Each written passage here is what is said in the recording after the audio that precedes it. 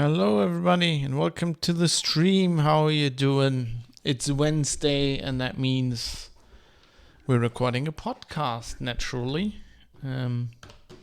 which means usual ground rules apply. I want to be as active with chat as I usually am because it's not fair on the podcast people. Today we are talking about, hello Astral, how are you doing? Thanks for the Patreon support, I appreciate it. Send you a message on that too. Today we're going to talk about some breaking news basically. I had another topic prepared, but then over the weekend, obviously the whole situation in Afghanistan happened, and I think we need to talk about that. I think it's very important. It's of course not really a privacy topic, but it's very important. What has happened, not so much, the war and pulling out the troops, but what has happened over the weekend as a response from politicians is something that is very important and that we need to talk about. That I think that all people that are concerned with their own rights and are vigilant towards their own states have to consider. So we're going to talk about that. Anyway, let's do the usual thing here. Let's do a little test.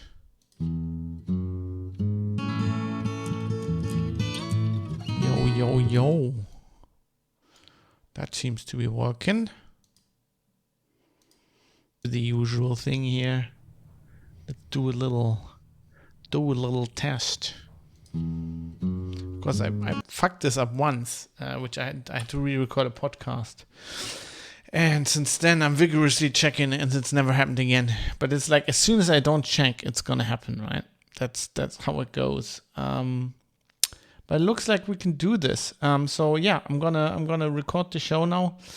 I will then, I'll just record the show, and then I'll rate some other streamer, and then I'll quickly finish the podcast because I need to be done by midnight. Because they're doing some maintenance. Vodafone's doing some maintenance in the area. And they sent me an email that they will be turning off the internet, or could be turning off the internet at midnight for a few hours. And I don't want to be stuck with a podcast episode I can't upload. So I kind of have a hard deadline there. That's my usual hard deadline because I want to release the show on Wednesday, but I skirt it sometimes. But today I can't. But I will be back tomorrow. If you are into game streaming, I will definitely be back tomorrow at right about the same time, doing some Tarkov with Jonathan. And then on Saturday, I've got Sturmfrei, as we say, in German, so the wife isn't there. So I'm going to stream some Witcher, pretty much, the whole day until she gets home in the evening. I was thinking also some SnowRunner, but I might replace that with Humankind. And I have a pretty exciting new pause screen that I've built that is pretty cool because I saw Halifa, and Halifa has, she has this really old school, I'm giving her a shout out by the way, this really old school, like the screensaver, I don't remember if you remember this from the 90s, the guy on the island who does all these things, right? I wanted to find something better and topper, and I think I've done it. But obviously in this stream, I don't really take pauses. I just basically record the podcast. So, I think I'm going to debut that tomorrow with Jonathan, but we'll see. Anyway, let's get this recording on the road, shall we? Shall we? Let's do this. Let's see if I can. For some reason my elbow hurts. I don't know. My legs should hurt. I went running. It's normal that my legs are hurting. My elbow? That's just weird. Anyway, let's see if I can get this done in one take once again.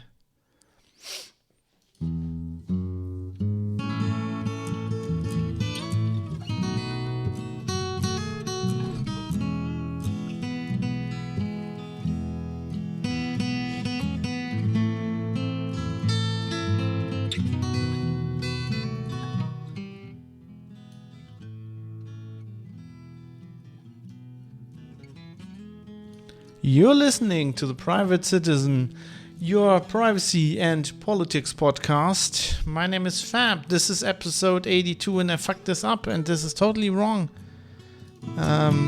So no, I can't do this in one take. Obviously I can't. It's been a while since I fucked this up. Yeah, let's do that again.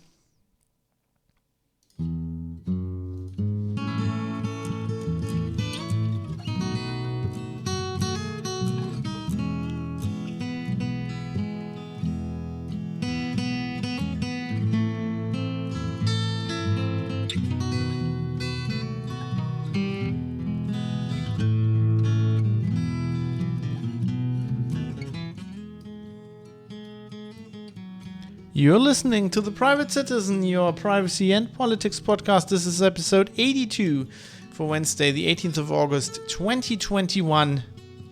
The Afghan disaster. Hey everybody, welcome to the show. My name is Fab, coming to you live from Düsseldorf in Germany.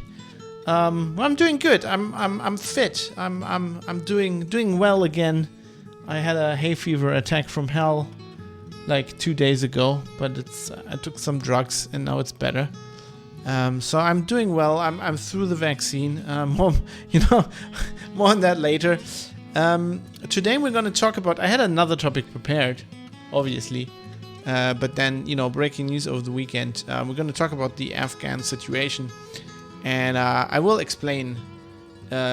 Before we do that, I will try to explain why I think this is very important for listeners of the shows. Obviously, this episode's going to be more politics related. It's more of a general, if you care about your rights as a citizen, then what happened? Not them pulling out the troops or the war, or whatever. That's more of a history probably topic. That not so much, but what happened afterwards over the last few days is something we need to pay attention on, and I'm going to explain why I think that is, because I think it's very important.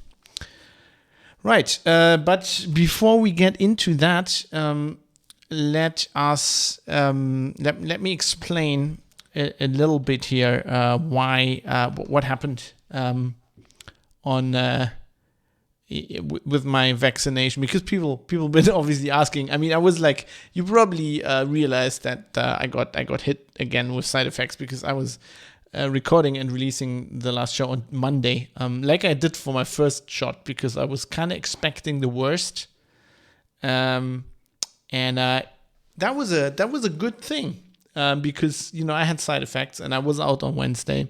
So I got ahead of that. So I got an episode out last week. I was saying, like, I know I'm promising extra episodes here, and I owe them to you, and I will do them. I wanted to do one last week if the BioNTech powers permitting, but it didn't work out. I just couldn't work for pretty much 3 days. So there was no way I could have gotten that done. And Mode 7 in Twitch chat got live feedback, as always, says, don't fuck up again, Fab. I think he means with YouTube banning this episode again. Well, if they do, they will. I'm giving you my personal experience. This in no way can contradict the WHO, because they don't know anything about my personal experience. But hey, we never know. Astral asks if the 5G is working. Not as far as I can tell. I mean, it's working in my phone. I think. Does my phone have 5G? I don't even know. I can't access Wikipedia without a computer, so I guess it's not working yet. But maybe I have to give it some more days. So what happened? Obviously I got, for the first shot, I got AstraZeneca and was scheduled to get that again, but then they changed this to BioNTech. So the Pfizer BioNTech, what's it called? Where's my my immunity passport? Didn't I have that somewhere? Sorry, bumping the mic there. No, I don't know where I put it. Probably lost it already. Comirnaty or whatever it's called. Anyway, so I got that. So I was like, the people that got AstraZeneca twice reported a bad reaction for the first shot and then nothing basically for the second. But then if you get another one, it's more likely that you get side effects. So I was thinking maybe I get side effects again. And I did. It wasn't as bad as the first time around. I didn't vomit. I felt sick for a bit. It was like I got the shot and then it took me about an hour to get home from the doctor. And as soon as I was home, I felt the migraine kicking, and I had like light problems, bright lights. So I had to get all the blinds down. I started to get a headache. I started to get like weird vision artifacts and shit. So I immediately like lay down, and I got a little bit of fever. I got a hot cold, like the first time around. I got weird rashes, weirdly on that side of my body where I got the shot only. Obviously, my arm was swollen and hurt for a few days. I had other muscles hurt as well. But it wasn't as bad as the first one, but it was relatively uncomfortable, and I couldn't work seriously for 3 days because like at first the migraine, I couldn't concentrate. I could barely watch TV, couldn't even read, and then I just the last day the migraine went away, but I felt like really tired. Like I was okay sitting down. I could actually play video games on the third day, but whenever I got up, I walked 2 steps. I felt like I'd run 20 kilometers. Really, really weird. And then I had one side effect which I didn't have the first time, and I've never had in my life. This is the weirdest thing ever. I've never had this. I mean, I got hot, the hot cold showers thing, whatever. Had that before, when I was sick and had the cold or whatever. But this time I had a situation where the lower half of my body, exactly to my midsection, was cold and freezing, and the upper half was really hot and sweaty. So I actually wrapped my bottom half of my body in blankets and didn't have a shirt on on the couch, right, and with a naked upper body, and was profusely sweating up there, but actually freezing down below. And my wife was like, "What the fuck are you doing? Why do you have a blanket wrapped around you if you're sweating?" I'm just sweating upstairs. Downstairs is icy cold. So she put a hand down. She's like, "You're right. This is weird." It's I've never had this. It's the weirdest thing. So I'm obviously I'm not a doctor and not a specialist on this, but I talked to a few people who know what they're doing, and I think I'm pretty much. At first, I thought the side effects were from which was reported with AstraZeneca a lot, being impurities in the, which always happens, in the serum or whatever.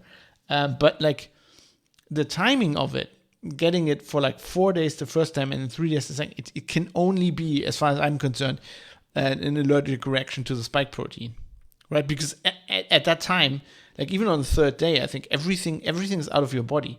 The stuff. So actually, the DNA in case of the first shot, the mRNA in case of the second shot is gone, long gone. The stuff that encapsulates, the delivery, whatever it is, lipid bubble or virus or whatever, the other virus they use as a vector, is gone. So the only thing left is the spike protein, as far as because that's what your body produces. And so I already had a severe allergic reaction against that, which isn't that surprising really, because I've for the last few years I've had pretty severe hay fever. So I'm guessing it's just my immune system is going on tilt. But anyway, yeah. So that was fun. I'm never gonna do that again. If they want to give me a third shot, I'm gonna say fuck you guys. This is not worth it. I was out for a week. Luckily I'm a freelancer and I'm my own boss, so my boss knows exactly how I feel. Just imagine you're employed and you're I'm out 4 days, I'm out 3, I just can't work, and I couldn't work. I felt really bad.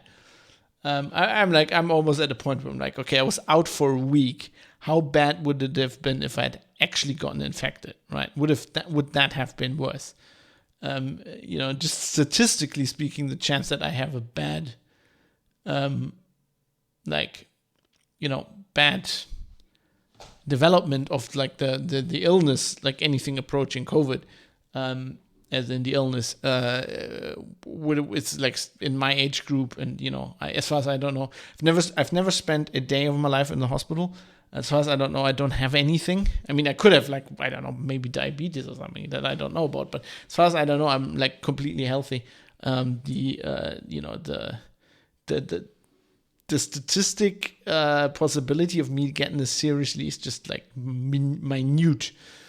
So I would have never gotten vaccinated anyway if there wasn't like all this pressure. And I just like traveling and shit. I think everybody, this is a personal opinion. I don't want to influence. I'm just talking about this because people asked and people are interested, and I think sharing these stories is important. But I don't want to influence anybody either way. I think it's your personal opinion. It's not a given that you get the same side effects. Especially if you're older. I think the older you are, the more likely it is that you don't feel anything. Like my grandmother, who's turning 100 next month, she felt literally nothing. Like nothing. Like she had like her arm was like swollen a little bit for like half a day. Like just and that was just from the injection. That's like when she gets another injection, pretty much just because they inject into your muscle. That was all shit. Like, so I don't want to influence anybody either way. I just want to explain why, usually I think this is a personal matter, but, we talked about this topic so much that I feel kind of obliged to be on the record as well. I just want to fucking travel, I just, I'm not adverse to just getting, when I went to school in Australia for a year, I got all kinds, you had to, like, for the visa there, you had to get all kinds of, I got, like, what was it, like, Ross River fever, or like it was really dumb. It's like some really unlikely thing. Like, it's like, it broke out, like, once in the 80s in the Northern Territory, and you're like, I'm living in Queensland. It's very unlikely, but like I got everything, like I got all these shots, but like this was just, I've never had a vaccination with such severe side effects, and I've never heard of anybody having severe side effects like this from vaccination. I mean, and I'm not the only person. Like, if you just among the Twitch streamers I watch, lots of people got vaccinated and they were like out for a few days. Like, they weren't streaming, and then they were explaining exactly like me, exactly why they weren't on the air. So that's just for anybody who wanted to know. It's neither here nor there, and I'm probably getting banned off YouTube for sharing my personal experience. But what the fuck? I think this is. It's just fair.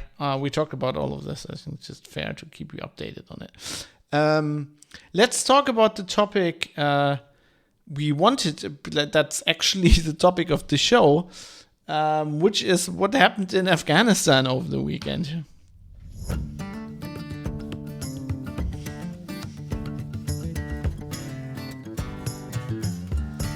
And at first I thought I'm going to explain why I think this is important quickly.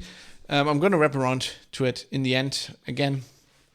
But aside from me obviously being interested in politics, and we talked about the Biden administration, I had several discussions with Mike on the show about this kind of thing, and my outlook on it. And obviously, the Afghanistan war being an important just factor in my life, right? I'm born in 1983. I was pretty much I had just turned, was it 18? I think when September 11th happened, right? I think I'm not miscalculating that. I remember that on the day I actually had a driving lesson, so it must have been like, it was just after my birthday, that year, my 18th birthday. And it's just, it's been a long time. I mean, I'm like, oh, wait, what? I'm going to actually, I can't calculate anything in my head. So I'm actually going to have to calculate how old I'm turning this week because I don't fucking know. So I'm turning 38, actually in 2 days, on Friday. I'm 38, and pretty much 20 years of those, this war's been going on, right? And it's not like, I mean, I'm interested in politics and stuff, foreign policy and things, and I would be interested in it anyway. But it's also an important factor in our politics here in Germany, because of course Germany is involved in this war. And it was a very controversial decision back in the day, because just to have a little tangent here, the German constitution actually says that the German army should not be involved in any foreign wars. Now, that was always taken to mean really by people like me. It's a constitution, it's open to interpretation, right? And my interpretation was always Germany just has an army, and I'm not alone with this. I remember my history professor was the same way. Germany has an army only to defend its own country directly, right, at the border. This is obviously a lesson from World War II, where we said, look, we can't be trusted with fucking armies. Don't let us make this mistake again. Now, Gerhard Schröder, who I generally really liked as a chancellor, was the chancellor before Angela Merkel. He basically, when September 11th happened and Bush was all like, let's invade fucking Afghanistan or whatever, he was like, yeah, we're going to help you guys, right? We're allies. And he committed Germany to this. And they had studies made, and basically even before that, to be part of NATO, the German government decided that the constitution actually means we shouldn't be in an attacking war, right? So we should only be in defensive wars. Now, that was the interpretation since the 70s, right? Now, Afghanistan was different because Afghanistan was an invasion, but they basically the Schröder government basically their argument was that the West was attacked on September 11th, right? And that to defend democracy, even in Germany, we'd have to take out the Taliban in Afghanistan. And there was a famous saying at the time, die Freiheit Deutschlands wird am Hindukusch verteidigt. So the German freedom, what's actually, I don't know what the Hindukusch, is that the same name in English? It's like a mountain range, right? Yeah, the Hindu Kush. So basically, the freedom of and the democracy of Germany is defended at the Hindu Kush, which is obviously bullshit. It's as bullshit as the concept of a war on terror. But so Germany got drawn into this war, and I personally know people who were soldiers. I mean, in Germany we have, or we had for a long time. We still have it. It's just paused, but every German male when they turn 18 has to do a year of military service. Now those people don't go to, we also have professional soldiers. We call them Zeitsoldaten, time soldiers. That sounds like an 80s television series, like Time Cop, Time Soldiers from the 23rd century. So those are the guys, right? And I know somebody who went, basically went voluntarily, and he went to Afghanistan, and he had some experiences that he didn't really, I think to this day hasn't completely worked over. It's not like PTSD, or I don't think really, but it's more like, like what happens to you when you get dropped into a situation you don't understand in a completely different country, and you're just crawling around in the dirt, and then you're just shooting at people and you don't know why, right? You're like, what does this have to do with the security of Germany? Why am I shooting at villages in the middle of nowhere? So this war obviously is very important to me, but that's not why I'm talking about it on the show. I'm talking about it on the show not because of the war, and not so much because of the retreat and pulling the troops out. By the way, I think that is the correct decision. Actually, I'm of the opinion that war should have never happened. I'm going to talk more about that in the end. But if it obviously happened, then they should have pulled them out. Obama should have really pulled them out, I think. So I'm not faulting Biden for doing that. Obviously, Trump really started this, actually pulling the soldiers out.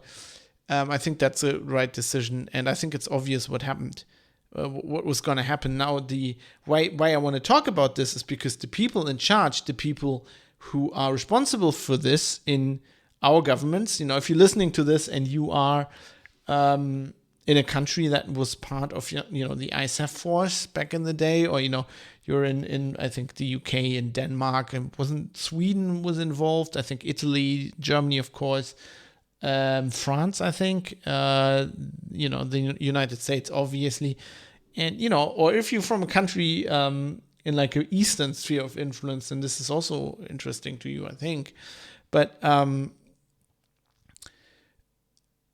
pretty much I can only tell you what happened in the US and in Germany from the politicians, because that's what I've seen. And so the people in charge, the people responsible for this, and the people responsible for pulling out are saying we didn't, like, basically, what happened in Kabul over the weekend, we didn't foresee this. And why I want to talk about this on the show is because that is a blatant lie.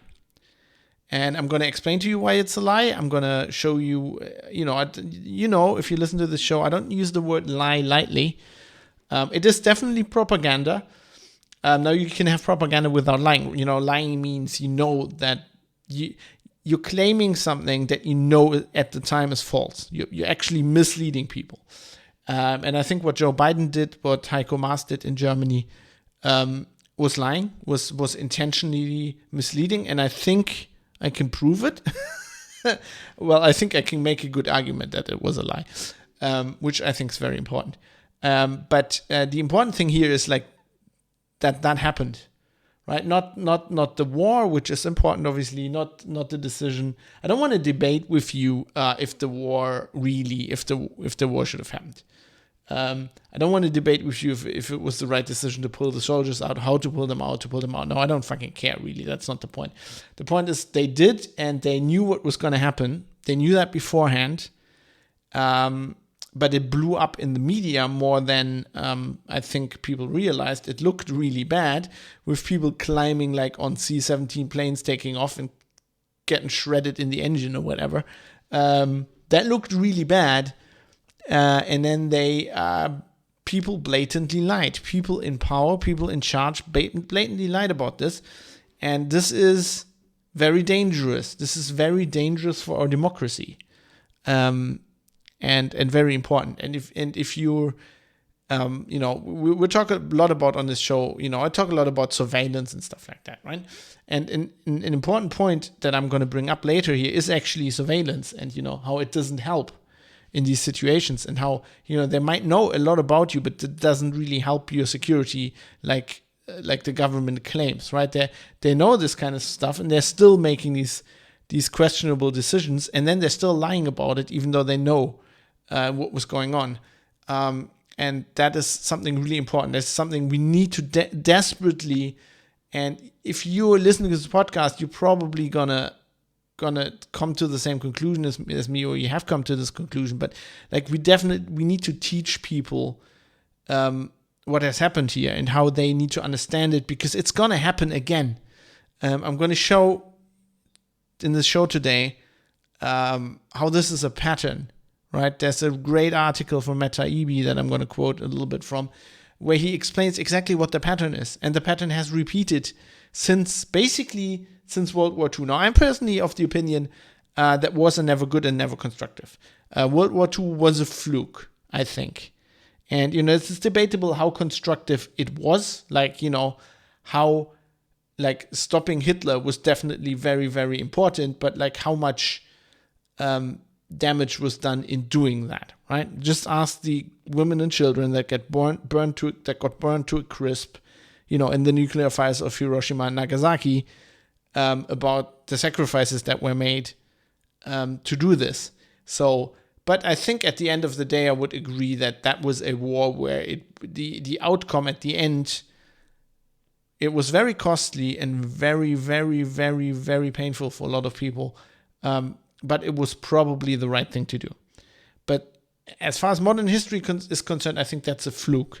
I certainly think that every other war, the US basically took that as, hey, we helped we fucking saved the world. Let's do this again and again and again, right? And they started, they went to Korea, they went to Vietnam, they went to the Kosovo, they went to Afghanistan and Iraq, and they did it over and over again, except all these other wars. It was clear from the beginning that what they were doing was never going to lead to an outcome that was constructive, I think.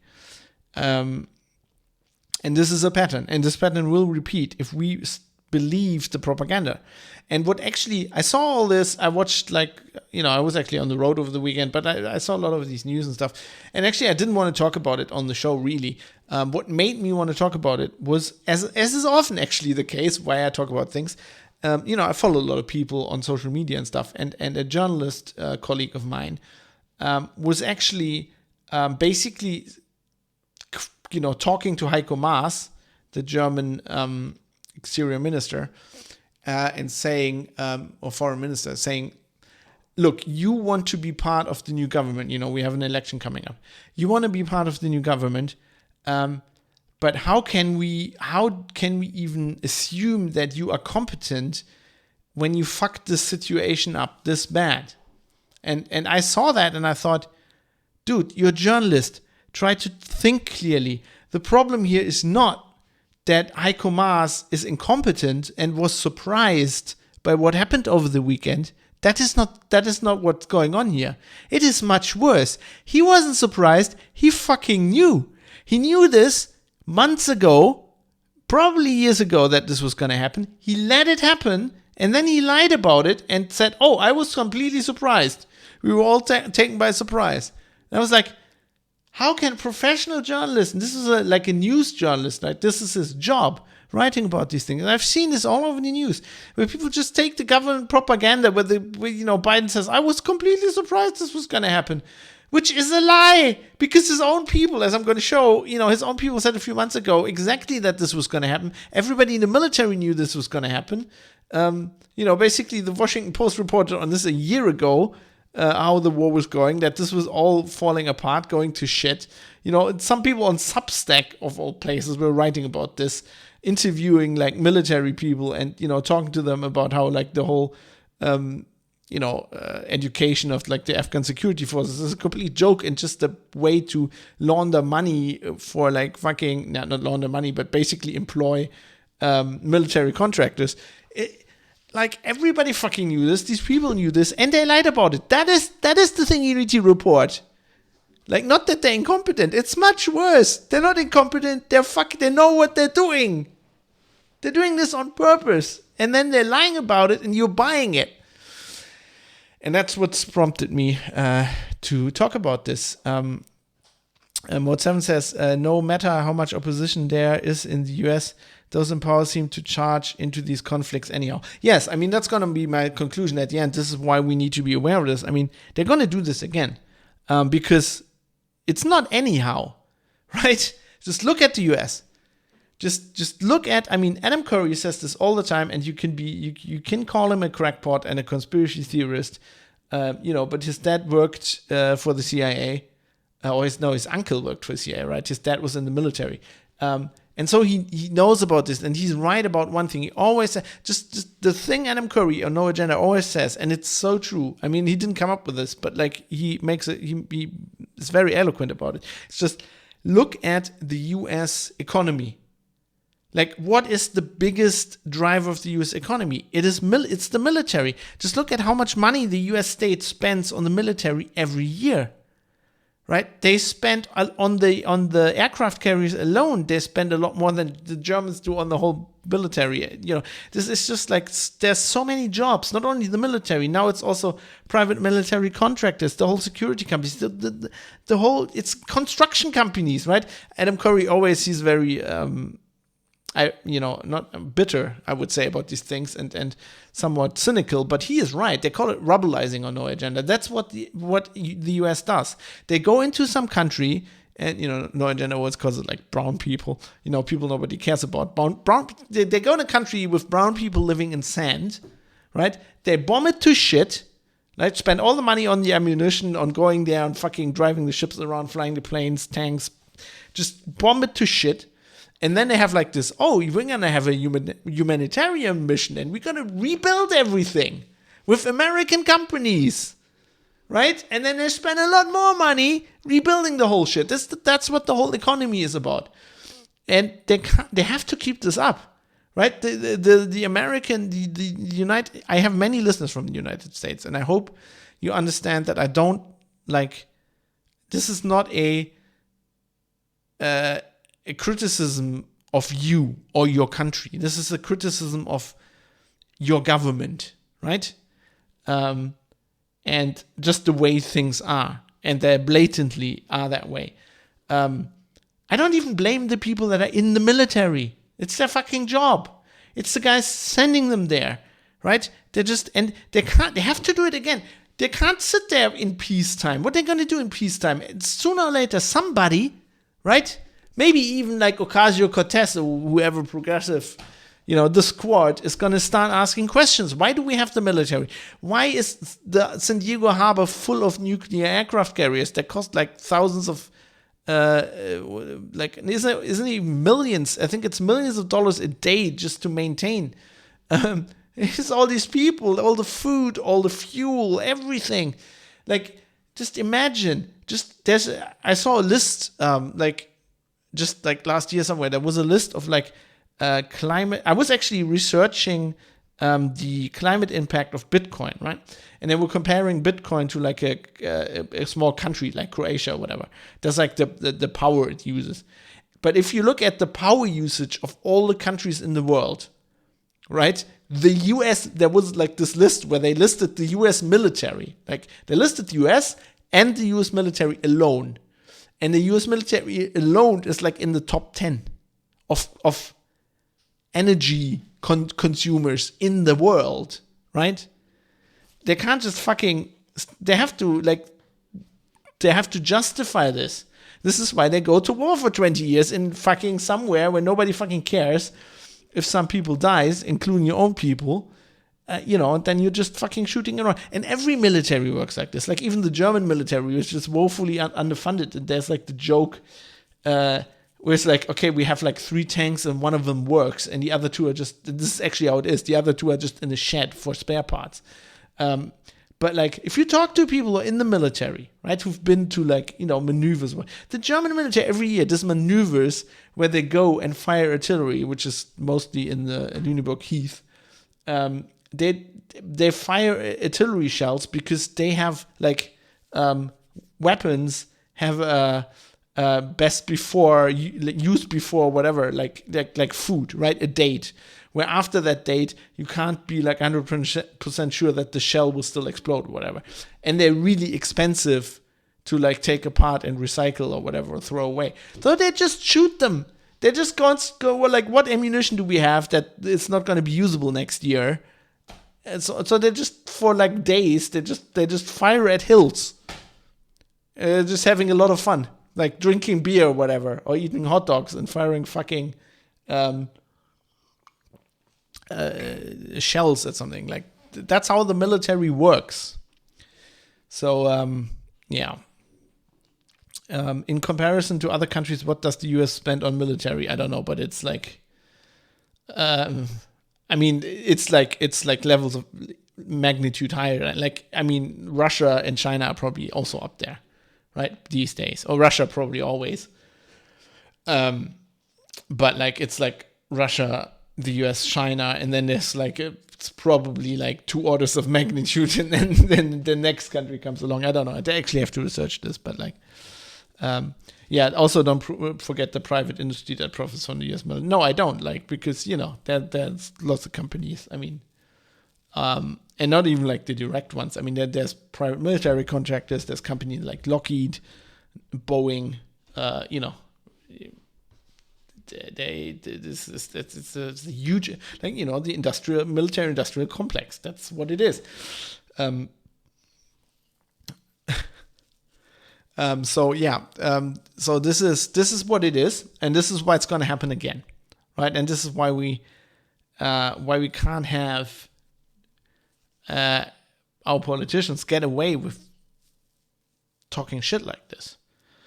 I mean, if you're in the US and this is your economy and you resign to that, okay. But I'm in Germany and our constitution says we shouldn't be fucking involved in these wars, right? And this is a point where I think we should go. We'll never ever be involved in anything like this. So I think I've tried to explain why I'm going to talk about this. Let's actually get into it and talk about it. So what has happened? So basically, as Trump, I think, largely initiated, I think, Obama kind of started it, but never did really anything. And Trump was the one who's like, get our soldiers home. So he actually, did a peace treaty with the Taliban, which is obviously worth nothing. But he started this. So he started this process of pulling out the troops by the end of August, I think, this year was the original plan. And then Biden from the beginning committed to, I will honor this, I will do this. So they've been doing this for months now, but it all basically came to a head over the weekend, where basically the Taliban have now taken all of Afghanistan back. Since May, they basically have been seeing the US retreat, and they've taken the country, and now they just got everything. And they basically march into Kabul, and there's just people fleeing, right? They're just evacuating embassies and shit, and it looks exactly like the fall of Saigon. It's like, to a historian, this is amazing. How, there's the saying, history repeats itself. It's all well and good, but like if you actually see it to such a degree repeating itself, it's quite amazing. So just a quick overview here. This is from Defense One. International leaders on Monday were scrambling to respond to the chaotic situation in Afghanistan that deteriorated more quickly than many anticipated. Several countries, including Canada, the United States, Norway, and Denmark, have shuttered their embassies. But the Western troop presence in Afghanistan is increasing as nations evacuate both their own citizens and the Afghans who helped their government during the 20-year war amid chaos and violence at the airport in Kabul after the city fell to the Taliban. And of course, by the way, I don't think I have to make this disclaimer, but these days you have to make disclaimers everywhere. It goes without saying that I think the Taliban are horrible, right? I hate religious fanatics. I hate religion, not to even mention religious fanatics. These people are if you gotta bomb someone, these people are a pretty good target to bomb. Right, generally. My problem is just this war was dumb from the beginning, because this is not how you solve a problem like this, right? Any Americans should have known this, because, I mean, just look at the Soviet Union and Afghanistan. They've never managed to, the Mujahideen back in the day. You try to attack them, they just get stronger. It's like a fucking, they're guerrilla soldiers, right? Their whole structure is built to do, what do you call this? This kind of warfare where you like asymmetric warfare, right? So you can't win, right? Especially with religious fanatics, people are idiots who cut they have like shitty beards, they have shitty clothing, they treat their women like shit. They're idiots, right? They're like, oh, we have to destroy Western democracy, like typing on an iPhone, right? The fucking society that built that fucking iPhone. It's not like you guys ever could have built an fucking iPhone, right? So we have to destroy that. I mean, these people are idiots, but they're horrible, right? So I'm not on their side. That's not what I'm saying. I'm just saying a war wasn't the right way to deal with this threat. Matt Taibbi.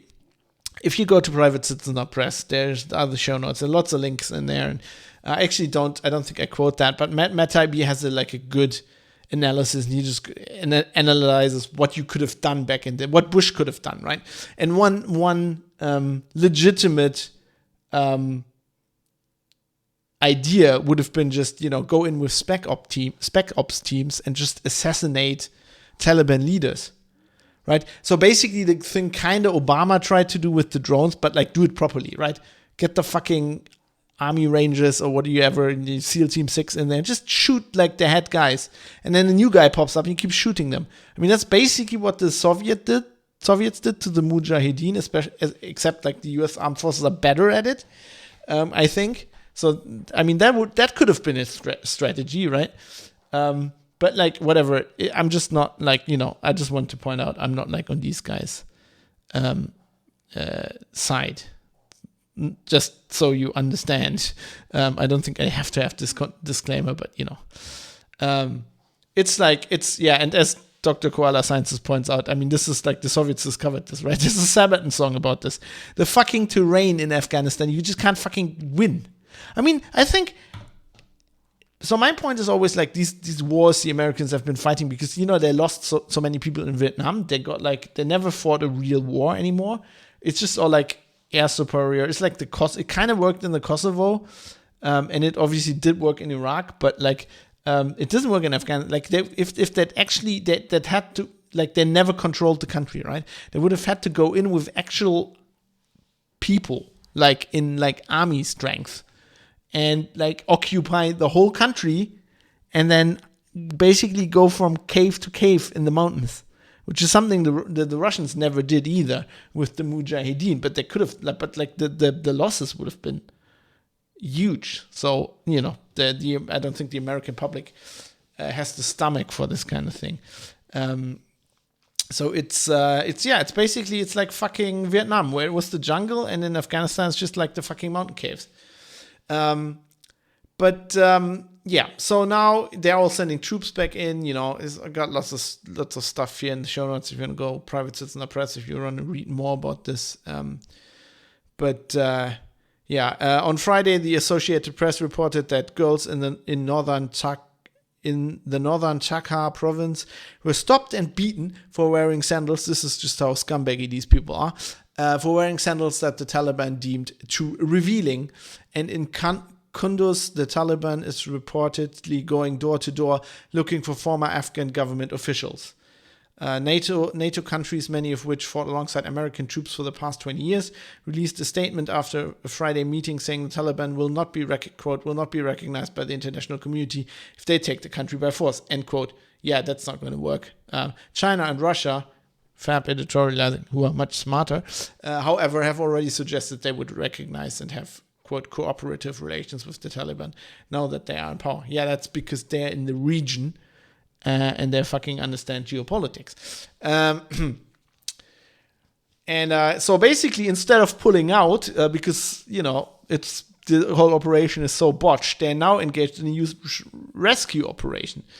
The US is ramping up its airlift for Americans and Afghans fleeing the Taliban and will be able to evacuate 5,000 to 9,000 people per day, Pentagon Press Secretary John Kirby said Tuesday. The rapid escalation of military airlift ramping up, this is exactly like fucking Saigon, ramping up to as many as one departing flight per hour within the next 24 hours is occurring as the Taliban have taken control of all traffic outside Hamid Karzai International Airport. It's probably not going to be named that much longer.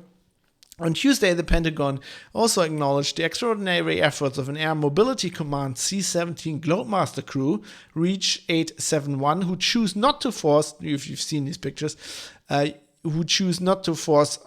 hundreds of Afghans who scrambled over a half-closed back ramp and instead got as many aboard as they could, then took off, rescuing a total of 640 evacuees. I have the picture in the show notes, Private Citizen or Press.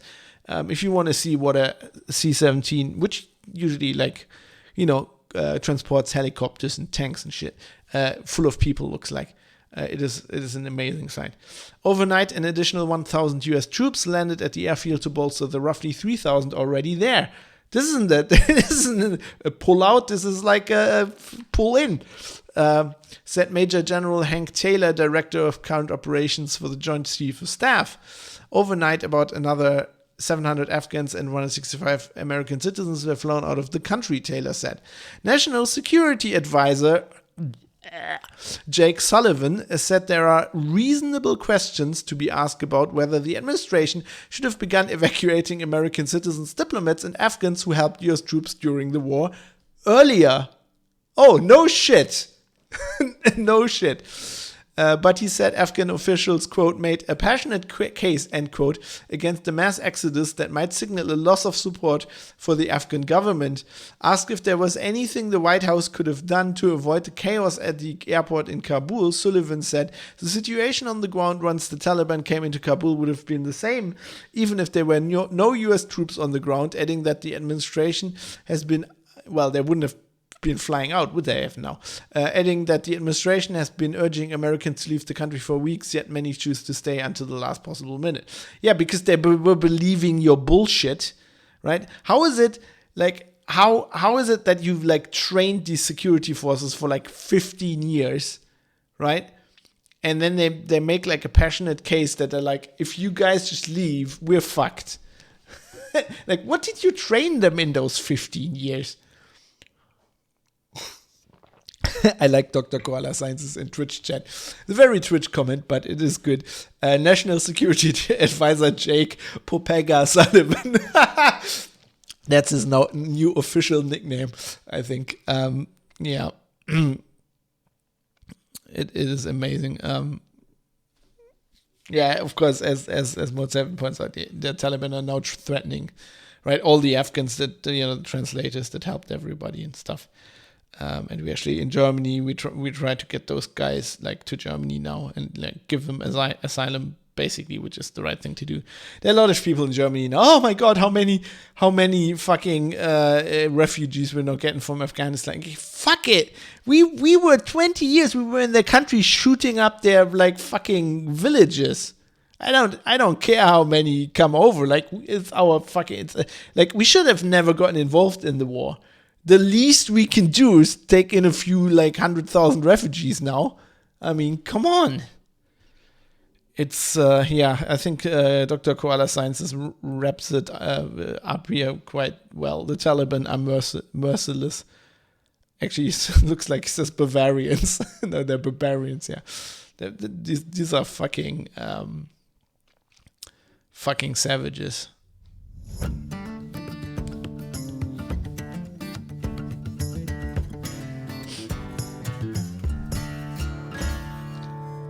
But the thing I want to talk about here now is not this. I mean, I saw this coming. What happened there was, I mean, not with the fucking airlift or whatever, but like the general situation, right? That was, I was surprised that it was that much like Saigon, but like, I was like, to me, that was so clear that I didn't even like made a statement on the record somewhere, just to be right afterwards, because I was like, isn't anybody like thinking exactly this is what's gonna happen? You're in a country for 20 years, you can't fucking control anything there. Like, you basically just if you I talk to German soldiers who are in they're sitting in their compound all day, right? And once they go out, they just go out like in fucking armored vehicles, and they just drive around the roads, and they're like, we can drive around that road. If we take that road to the left, we don't know what the fuck happens. There could be IEDs, they'll be shooting at us. Like, these guys had nothing secured down there. They had barely their own bases secured, right? And they always had like infiltrators blowing up shit and stuff. But like, I saw it was like a speech on YouTube. There's like a veteran from the German, back in the ISAF days, I think, he was actually talking to like a Bundeswehr academy, to like young officers, I think, about his experiences and how not like the propaganda it was down there. It's pretty enlightening. But anyway, so you should have, like, anybody with half a brain could have seen this coming, right? You don't have to be like a foreign policy expert or have to study politics to have seen this coming now. But like the politicians in charge now claim, oh no, nobody saw this coming, right? So quoting here, I think this is yes, Defense One again. Once countries have dealt with the immediate need to evacuate personnel and to protect human rights, it's important to evaluate how the situation in Afghanistan deteriorated so quickly, said Armin Laschet. He's a minister, like the prime minister of my Ministerpräsident, that like kind of prime minister, I don't know, of our federal state of North Rhine-Westphalia, and he's probably gonna be the guy who's gonna replace Angela Merkel. He's an absolutely idiot from the Christian Democratic Union, who are idiots. Anyway, said Armin Laschet, a top contender to replace German Chancellor Angela Merkel when she steps down this year.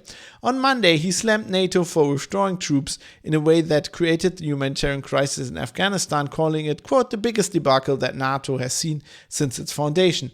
No.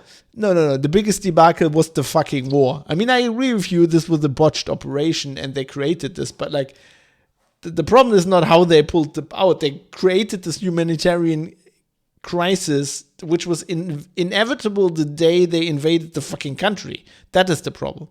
Anyway, he continues, we will talk about the causes and conclusions drawn after this rescue mission.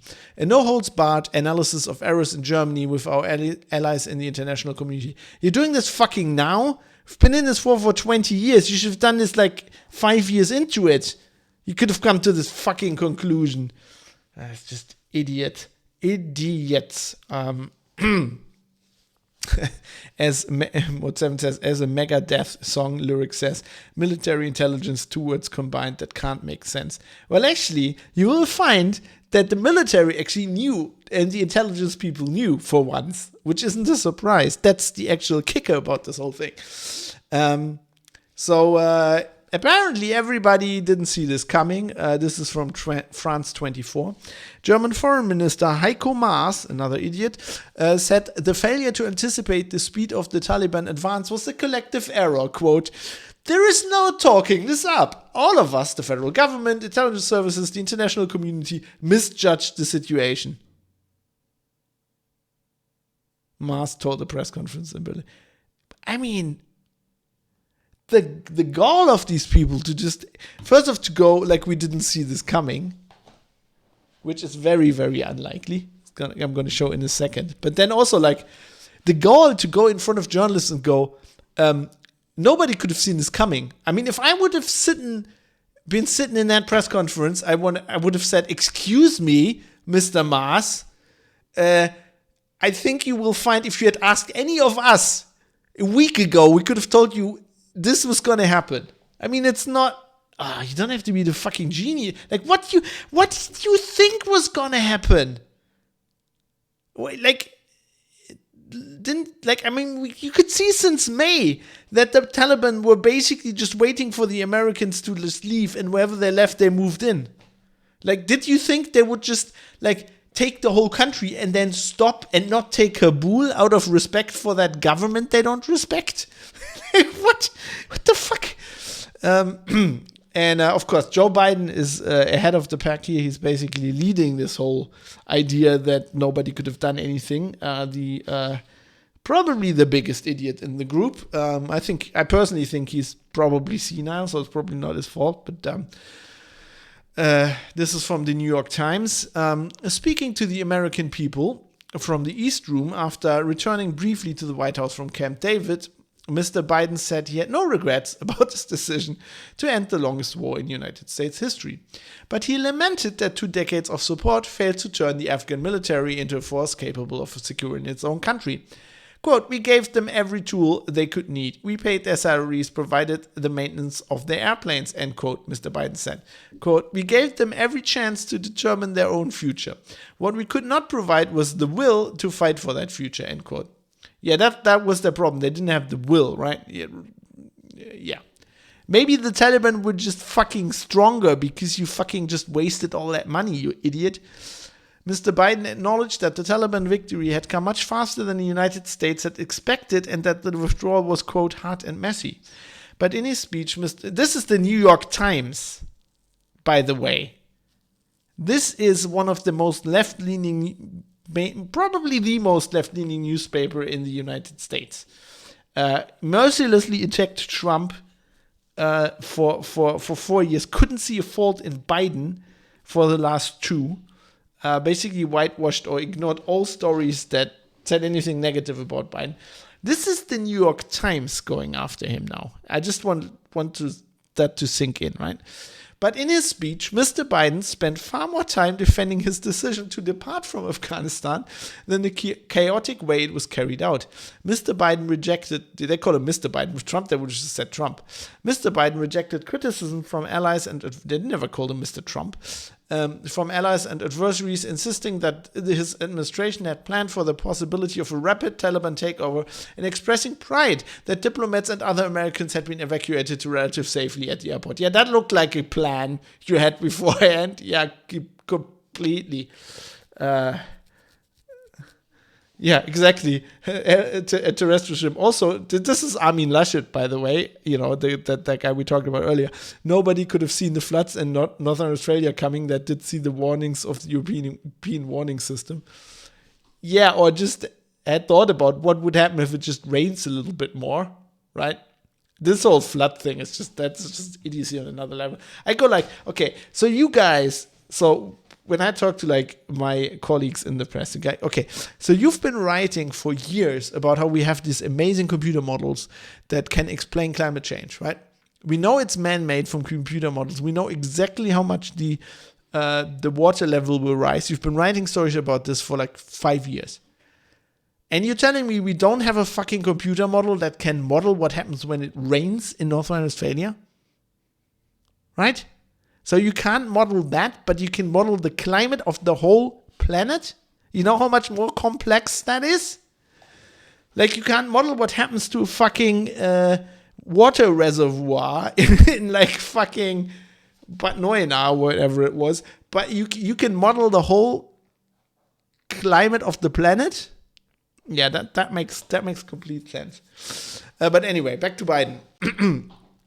Quote, Afghanistan political leaders gave up and fled the country, he said, accusing the military of laying down its arms after 2 decades of US training and hundreds of billions of dollars in equipment and resources. Quote, if anything, the developments of the past week reinforce that ending US military involvement in Afghanistan now was the right decision. He's actually right on that. Mr. Biden said President Ashraf Ghani, who escaped the country over the weekend as the Taliban advanced, failed to live up to his promise that the Afghan military was prepared to defend the country after the last American forces departed. Quote, Mr. Ghani insisted that the Afghan forces would fight, but obviously he was wrong, Mr. Biden says. Excuse me? What the fuck? So you're telling me you're the sitting president of the United States. You have the might of the American war machine. You have the US Army, you have the US Navy, you have the US Air Force, you have the Marine Corps, and you have Space Force. You have, 16 intelligence services?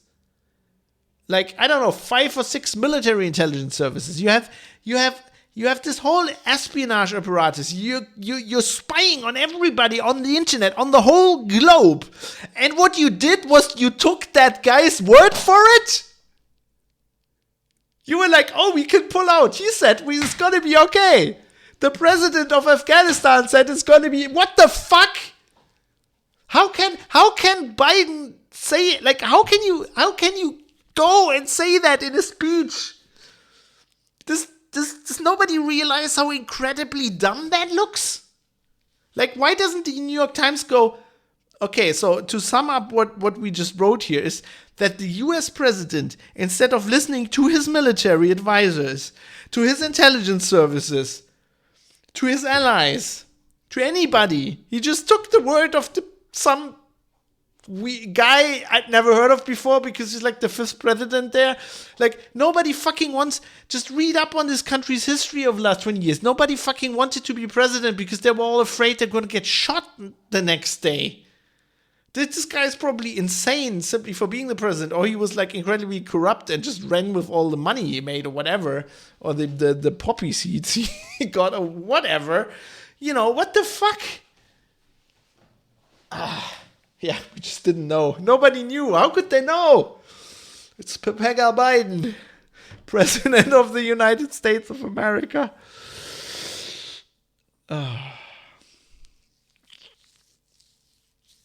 God, the terrestrial stream says about the flood modeling that they have that model. That's what the European system does.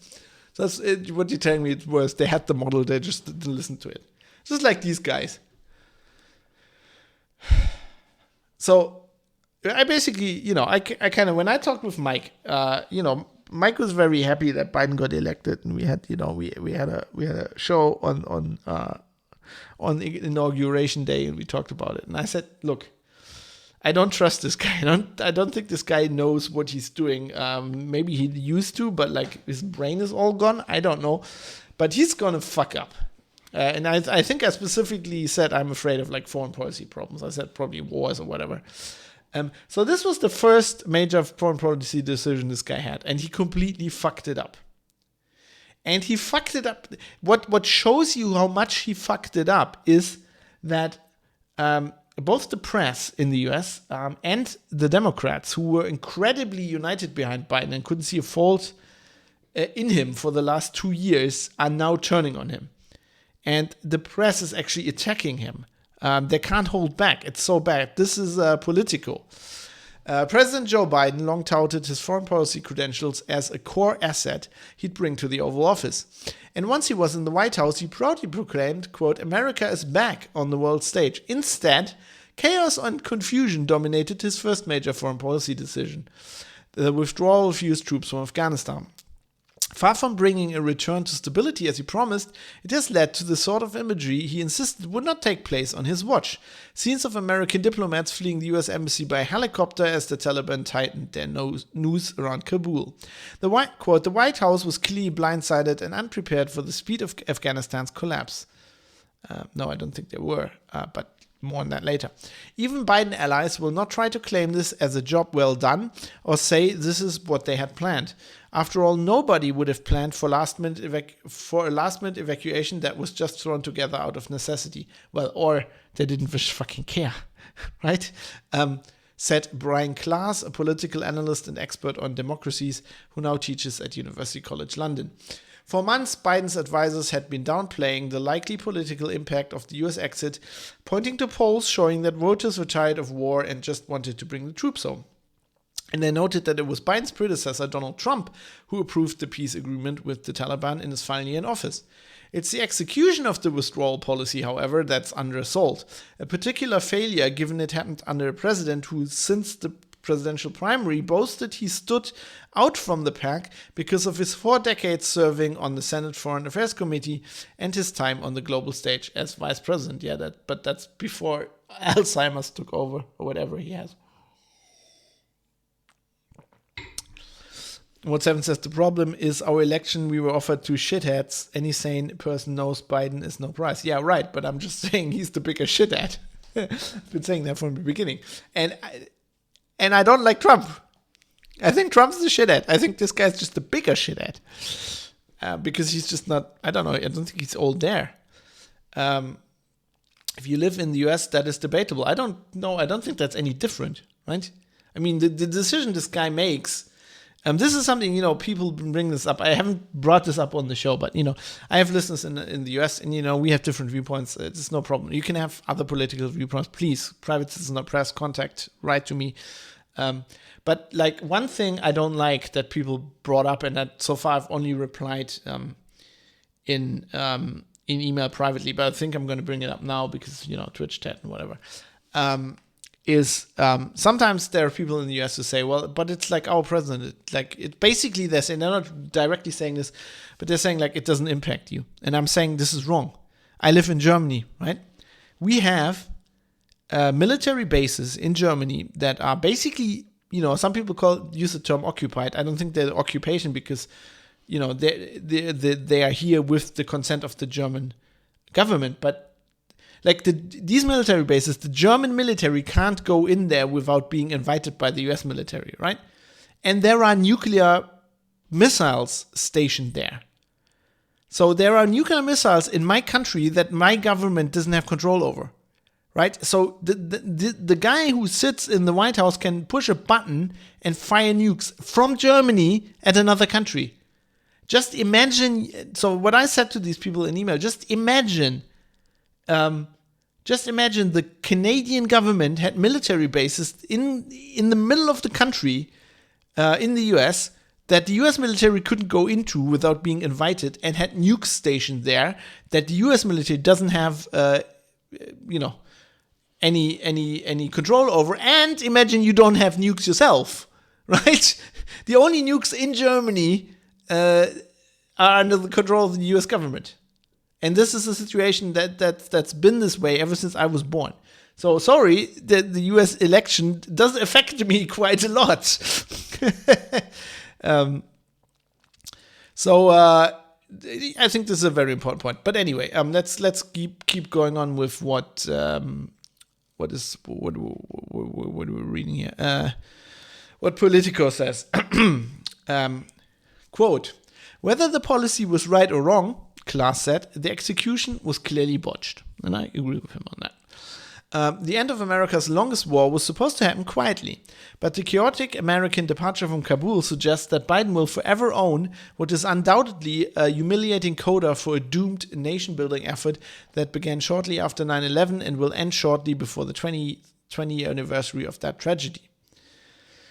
And now this is obviously why Biden is the worst offender here.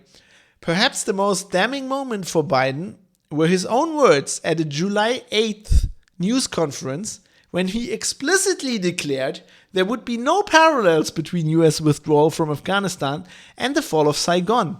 When military helicopters took part in an urgent evacuation, actually there were CIA helicopters, but anyway, when military helicopters took part in an urgent evacuation in the final days of the Vietnam War, quote, there's going to be no circumstance where you see people being lifted off the roof of an embassy, end quote, Biden said then.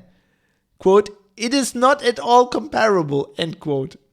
I mean, just imagine, like, just think back what the press had to construe to just, like, catch Donald Trump in a, quote, lie. Like, the way, like, with the fucking quid pro quo, what they, like, the rhetoric loops they had to twist themselves into to basically say this is what Trump says and now he's lied. Let's just imagine that press going after Biden in this way. I mean, they're going after him, but it would have been much more vicious if this was Trump, right? If Trump says in July, oh, there's not going to be helicopters, people being airlifted with helicopters off the embassy, and then a month later, there's people being airlifted with helicopters off the embassy. Like, what the fuck? Pelosi would have probably called for an impeachment by now. The whole episode hit home for Representative Stephanie Murphy, a Democrat from Florida, a Vietnamese refugee whose parents escaped the war-torn country by boat when she was an infant. Murphy said her heart breaks for those battling to leave Afghanistan and expressed disappointment in how the US was departing. This is a Democrat saying this. I quote, I also worked at the Department of Defense. I know what a planned drawdown looks like. I know what an orderly departure looks like. I'm disappointed that this is the way in which we are withdrawing, end quote, Murphy said in an interview Sunday. Murphy participated in lawmakers' call with Blinken, Austin, and Milley, observing, quote, I think General Milley's silence on the White House call when questioned about the how is a reflection of he gave his best military advice and it wasn't heeded by the politicians. So they knew, right? They knew.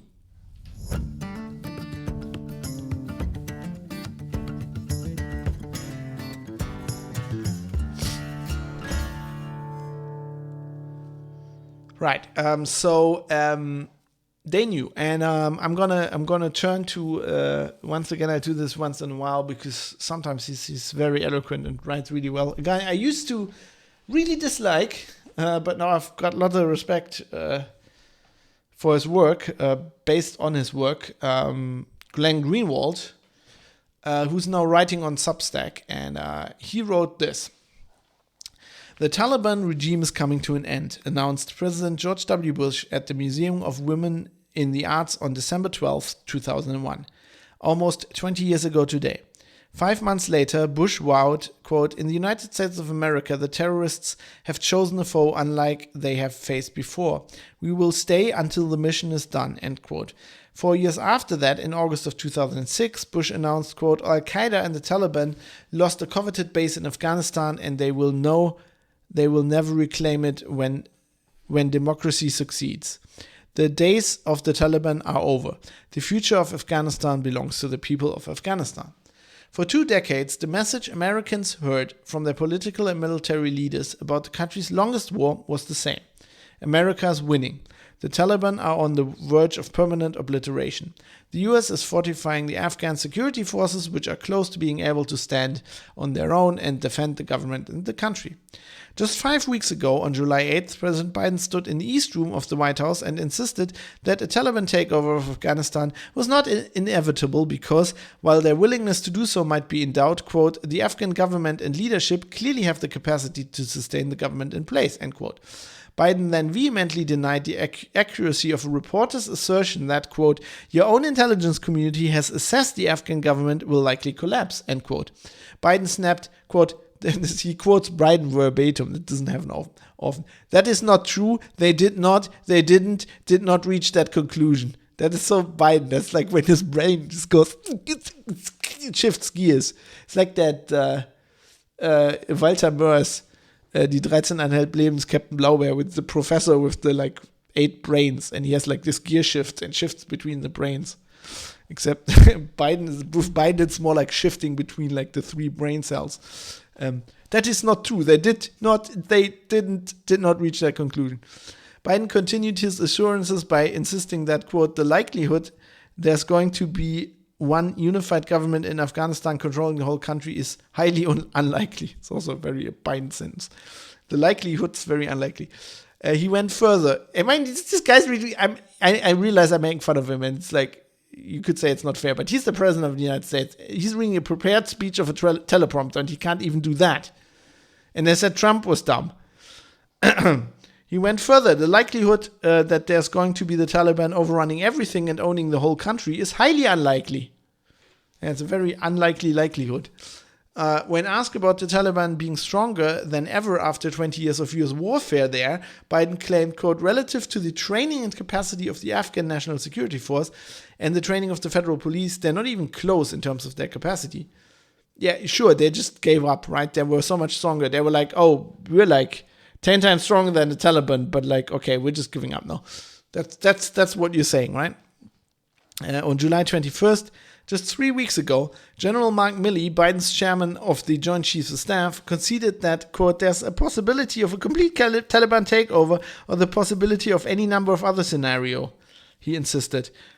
Yet insisted the Afghan security forces have the capacity to sufficiently fight and defend the country. No, he just said it's, there's the possibility of a complete Taliban takeover. So the fact saying we didn't, nobody, the international community, nobody could see this come is a lie.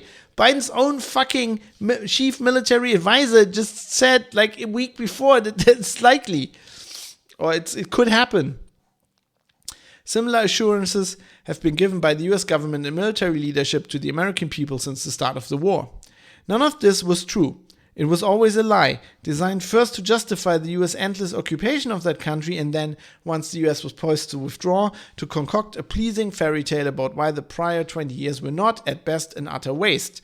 That these claims were false cannot be reasonably disputed, as the world watches the Taliban take over all of Afghanistan as if the vaunted, quote, Afghan National Security Forces were China dolls using paper weapons. Just as they did for the war in Afghanistan, US political and military leaders lied for years to the American public about the prospects for winning in Vietnam.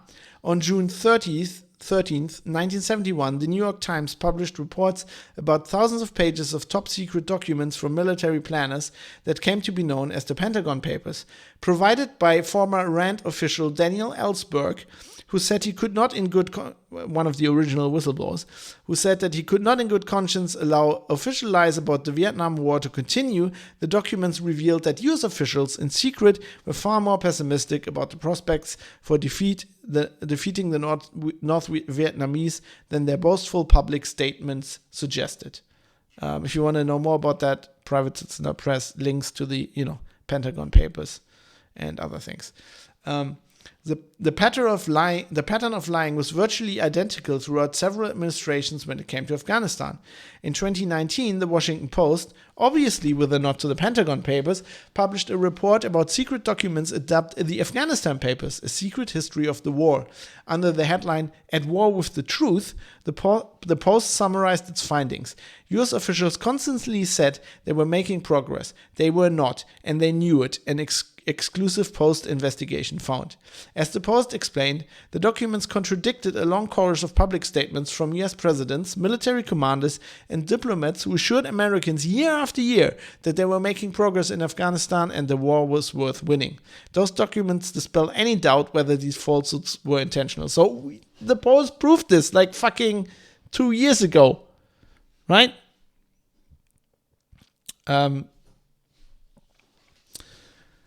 Okay, sorry, I just had super user here comment on the Twitch stream. Of course, I have the show notes open while I do this. Of course, Private Citizen.press, and he's saying he can't read it on his monitor. So of course I can increase the magnification for you there. So Private Citizen.press, you will find a lot of this material if you want to refer to it later, or read some linked sources for yourself and come to your own conclusions. And now here we go. This is where the real reporting happens these days. Last month, the independent journalist Michael Tracy, writing at Substack, interviewed a US veteran of the war in Afghanistan. The former soldier, whose job was to work in training programs for the Afghan police, and this is not the secret. There have been reports on this all over for years. Whose job was to work in training programs for the Afghan police and also participated in training briefings for the Afghan military, described in detail why the program to train Afghan security forces was such an obvious failure and even a farce. Quote, "I don't think I could overstate that this was a system just basically designed for funneling money and wasting or losing equipment." He said, in some, quote, "As far as the US military presence there, I just viewed it as a big money funneling operation." So this guy's either a whistleblower or a conspiracy theorist. Maybe it's a conspiracy. I don't think it's a conspiracy, as they said, "Oh, we're going to go to war there, and then we're going to establish all this where we can get our companies." And it just happens. It's like, that's the modus operandi. That's just what happens. An endless money pit for the US security contractors and Afghan warlords, all of whom knew that no real progress was being made, just sucking up as much US taxpayer money as they could before the inevitable withdrawal and takeover by the Taliban. So if you're in the US and you actually paid for this, I'd be like, really, I'm mad enough that we paid for the German military to be there. In light of all this, it is simply inconceivable that Biden's false statement last month about the readiness of the Afghan military and police force were anything but intentional. That is particularly true given how heavily the US had Afghanistan under every conceivable kind of electronic surveillance for more than a decade. And this is where we come to the meat of this for this podcast, right? Because here we go. Now you listen to what they do, like what kind of surveillance they have, and they still fuck up like this. Right? And they tell us they need the surveillance, like even with us now, right? In our countries, they need the surveillance at home to keep people secure. Bullshit! A significant portion of the archive provided to me, this is Greenwald, of course, by Edward Snowden, detailed the extensive surveillance the NSA had imposed on all of Afghanistan.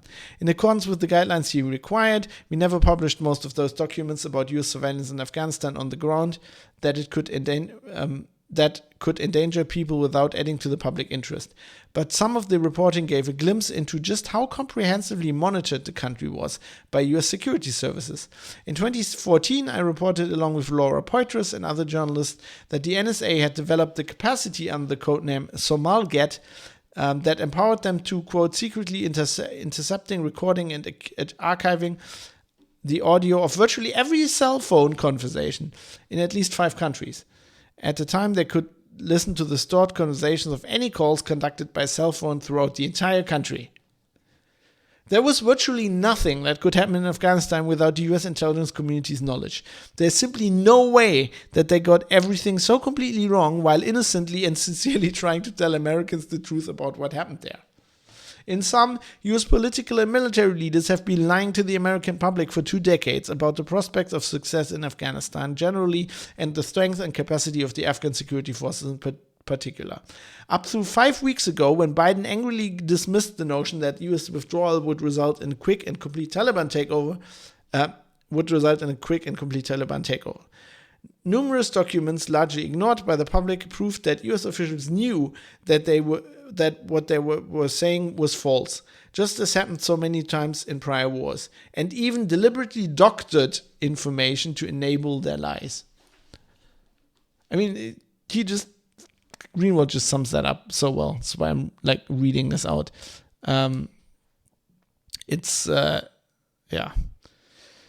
Super User says the peace talks were the public basis for the actual withdrawal, by the way, but that was quickly forwarded. I mean, yeah, the peace talks are bullshit, right? I'm not saying like Trump did the right thing there. Like, if you can't have peace talks with a terrorist organ, like, what the fuck?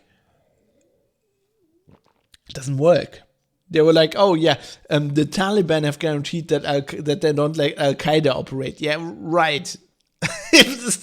Okay, we trust this one a terrorist organization that they won't let the other terrorists in, that they have the same goals as they. You know, that's like saying, oh, like the LAPD going, oh yeah, we talked to like we talked to the Chinese mafia and they're just, we talked to the triads and they're not letting the Russians in, right? So we trust them, right? We trust this one criminal organization to protect us from the other. Like, what the fuck?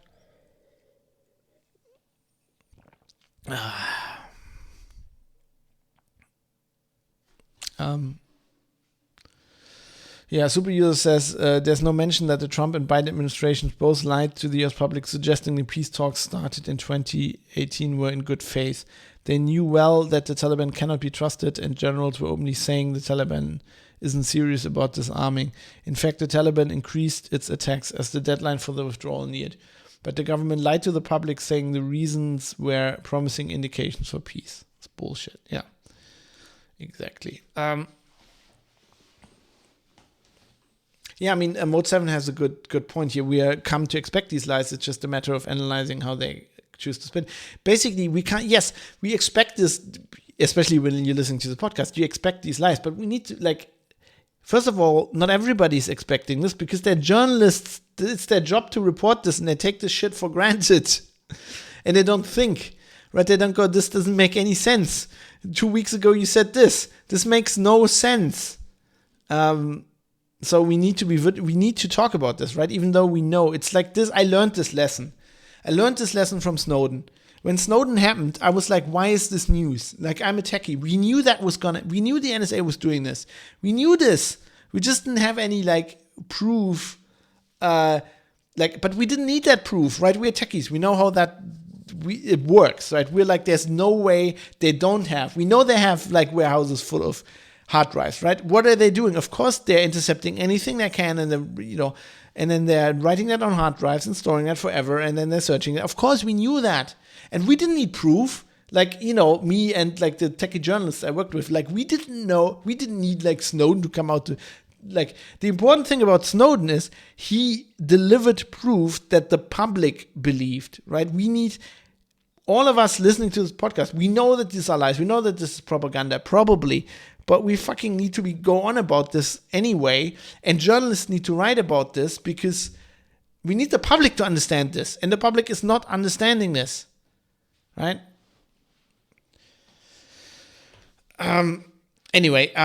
So there is there are links in the show notes. The Pentagon Papers, the Afghanistan Papers, also obviously the Gulf of Tonkin incident, which is complete BS. So that's how the US got into the Vietnam War, which is a complete lie. I mean, it's the same pattern.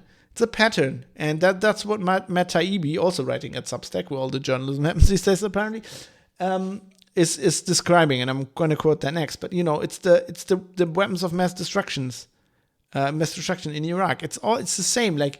It's the same pattern to get people into the war. It's lies, then it's lies maintaining it. Anyway, Matt Taibbi basically identifies a clear pattern here of U.S. foreign policy, and it's basically, in my opinion, caused untold death and suffering and pain ever since World War II.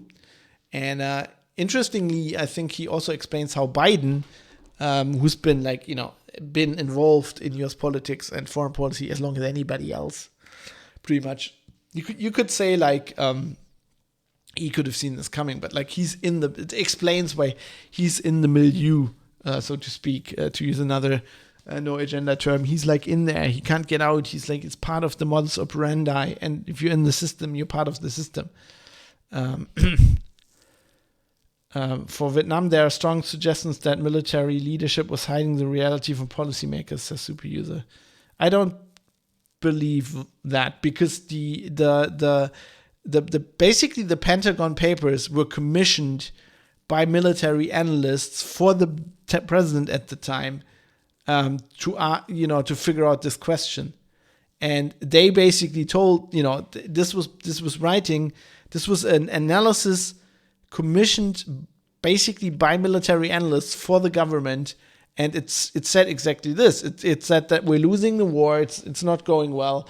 And the government got this analysis and buried it. So they knew at that point. The military might have hidden it for them for a while. But it's also these politicians don't want to know, right? They don't want to, they could check if they want. But they're not checking because they don't want to know.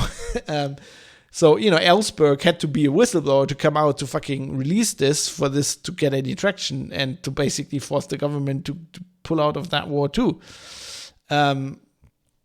So I think it's pretty much the same situation. But anyway, Matt Taibbi makes this following point.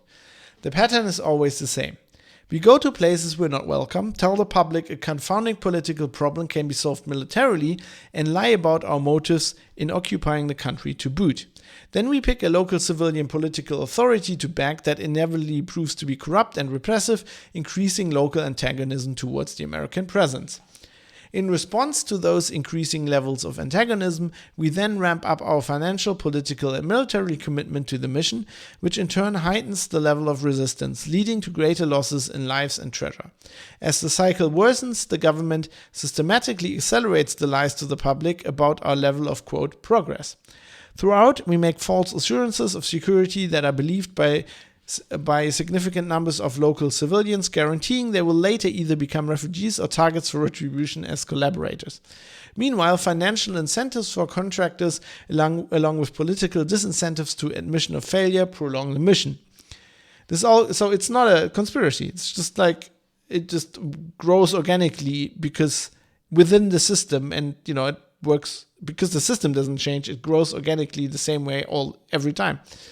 This all goes on for so long that the lies become institutionalized, believed not only by press contracted to deliver the propaganda. CBS's David Martin this weekend saying with a straight face, quote, everybody surprised by the speed of this collapse, end quote, was typical, but even by the bureaucrats who concocted the deceptions in the first place. The look of genuine shock on the face of Tony Blinken this weekend as he jousted with Jake Tapper about Biden's comments from July should tell people around the world something important about the United States. In addition to all the other things about us that are dangerous, we lack self-knowledge. Even deep inside the machine of American power, where everyone paying even a modicum of attention over the last 20 years should have known Kabul would fall in a heartbeat, they still believe their own legends. Which means this will happen again, and probably sooner rather than later. And that's the important thing. I've studied politics in university, and I haven't of course I didn't we never focused on contemporary U.S. foreign policy, but this is the best analysis of U.S. aggressive foreign policy since World War I I've ever read. This is perfect. This is 4 paragraphs, and it's perfect. It explains perfectly what's going on. It's not a conspiracy. It's just the way the system works. And people like Biden you can't even really blame them because you can't fight, they can't fight that because they're in the system. Now, I never liked Donald Trump. But one thing I think was maybe by accident a little bit of a force of good in his government was that he is not of this system. He was an outsider from the beginning. That's why he was hated as well. Also because he's an idiot and he says dumb things and pisses people off. But he was an outsider. And I mean, like any president, like Obama, who said certain things before his, before his terms and then didn't follow up on them, he got pulled in and he didn't do certain things. I mean, we talked about, not pardoning, just like basically not like fucking pardoning Assange or whatever, and, Snowden, and not like torpedoing like intelligence operations from the NSA or whatever. Like he also got pulled in to a certain degree. I think everybody does in that job. But I think he was less in the system than Biden is, right? Or it is not even Biden, like all the other presidents were in my lifetime. So he was somewhat of an outsider, but a little bit like Reagan. Reagan was in some respects, I think, similar. And so that was like a little bit of a positive force, but you can see by accident, I think. But you can see here that, with Biden, he's just like, he's part of it. They believe their own lies. It's like, it doesn't really matter if the government lies to the politicians, but because we figured out in the past that they don't want to know. Like, they could have more oversight if they wanted, but they don't want to know. Because this is how the system works, right? You can't just go and fuck this up because you're going to tank the whole economy. This is how the country works. You can't fucking mess with the military.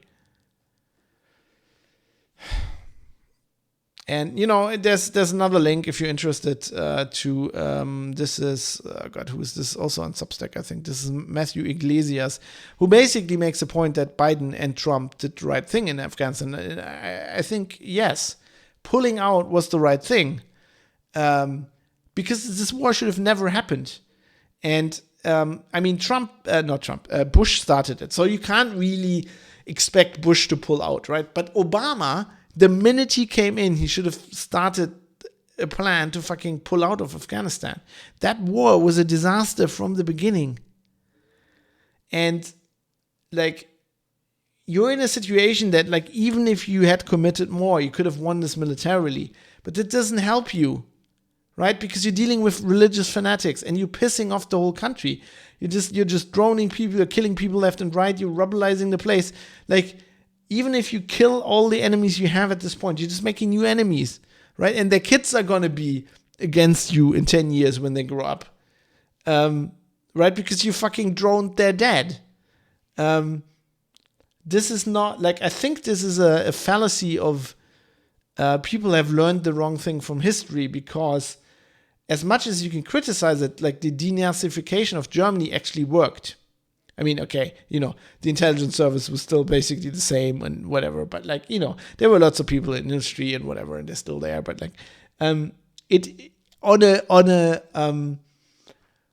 a society scale, it worked, but that was a very, very different situation, a very different country, very different culture. It wasn't a religious thing. So, you have people in that part of the world down there who sympathize with these fuckers, right? They think wrapping women up in, like, fucking cloth so that you can't see them anymore is a good thing, right? They think, like, wearing a beard where you're just shaving your upper lip and you look like a fucking moron is a good thing, right? They live in the 21st century and think religion is a good thing. They think they're going to blow themselves up and they're going to be reborn, right? You can't. This is not a problem you can solve by shooting some people. And there's a case to be made, as Taibbi does, that if you want to do that, there are smarter ways. You could execute all the leaders or whatever, right? But whatever they did was just wrong. So this war should have never happened. It's a dumb idea. You can't have a war on terror because terror is an abstract concept. Also, war by definition creates terror, right? You can't get rid of terror with war because war is the biggest source for terror in the world. So, you should have never been there, and then you should have pulled out immediately. Like, we knew this 10 years ago, probably 15 years ago. So, yes, it was going to be a mess. Pulling out now was going to be a mess. But that's not the point.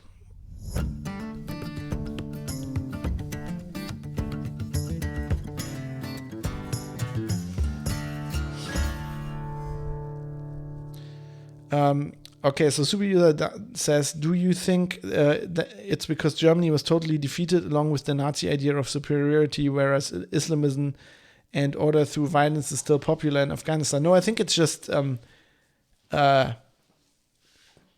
it's purely a cultural thing, right? Nazism was very much a modern idea. Germany was a modern state, right? Germany at the time wasn't very different from the US at the time. When we're talking Islamism, we're talking basically, I mean, you don't use that term anymore, it's not politically correct, but we're basically talking third world countries, right? These are not like Nazi Germany was a prosperous country. I think this problem could have. These are countries that have been exploited by Europe for centuries. That's the problem. I mean, we could solve this by just giving these people money, giving them lives. The problem why these religious fanatics they feed off people's despair, right? And first it's despair because they're living in squalor, and we all have 2 cars and 3 iPhones and buy a new iPhone every year, right? That's not fair to them, it's not fair. And that's the first thing. And then we go and fucking bomb them even more and destroy more of their shit. And then the Islamists go look at these people, right? If you're down there and you're getting bombed, you'll probably be on their side as well.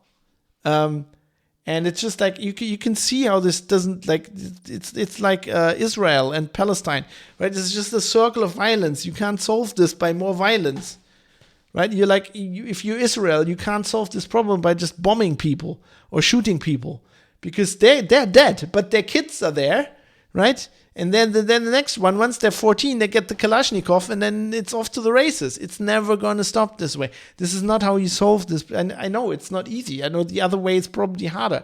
But it's like that. That's what it is. And World War II was very, very different. World War I and World War II were very singular wars. I mean, they're world wars. They were very singular situation. This is just like local civil wars, basically. So you can't use the same. You can't expect because whatever happened in Nazi Germany is going to happen here. My main issue, Superhero says, my main issue with the occupation is being an opium-based economy is not going to fly with WHO. However, the occupying countries never set up an alternative, so the Afghan farmer hated the legitimate government and loved the Taliban who let them farm opium, making a living. Yeah, I mean, that's another problem. Now, the Spiegel today, I saw a story oh my God, with Afghanistan, now the drugs are going to be in Europe. I mean, who fucking cares? There's people dying. I don't care about if we have more cocaine. Düsseldorf's still full of cocaine. Just fucking legalize cocaine and let them export the fucking. Who cares? I mean, I'm not generally for legalizing hard drugs, but basically in the US right now, you have an opium. People are just all high on oxy. It's the oxycodone. It's the same thing. It's a fucking opioid. Doesn't matter if Bayer produces it or if you farm it in a field in Afghanistan. It's the same fucking thing. And I mean, we can't stop the import of drugs. I mean, the DEA has shown this. It's the same with Latin America. It's if you fucking just take that away, if you take the illegality away, you take all this fucking crime away, it's probably gonna be better, right? Okay, yeah, more people are gonna die of cocaine, but it's their fucking responsibility. It's like my attitude with the SARS restriction, right? Treat people like grown-ups. If they want to kill themselves with heroin or cocaine or whatever, let them kill themselves. The alternative is you're destabilizing a whole region of the planet for hundreds of years. You're fucking everything up.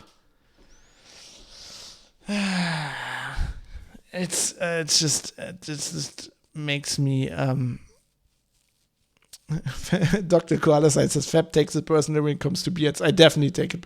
That fucking beard where you just shave your upper lip is just I don't know, that's just It's like the Amish neck beard. It's like no matter what your cause is, I will never be on your side if like your cause is like sporting beards like this. Beards are important. There's many comments which I can't really all get to. I'm sorry if I'm already trying to make this palatable for people who just listen to the podcast, but there's good impact on this.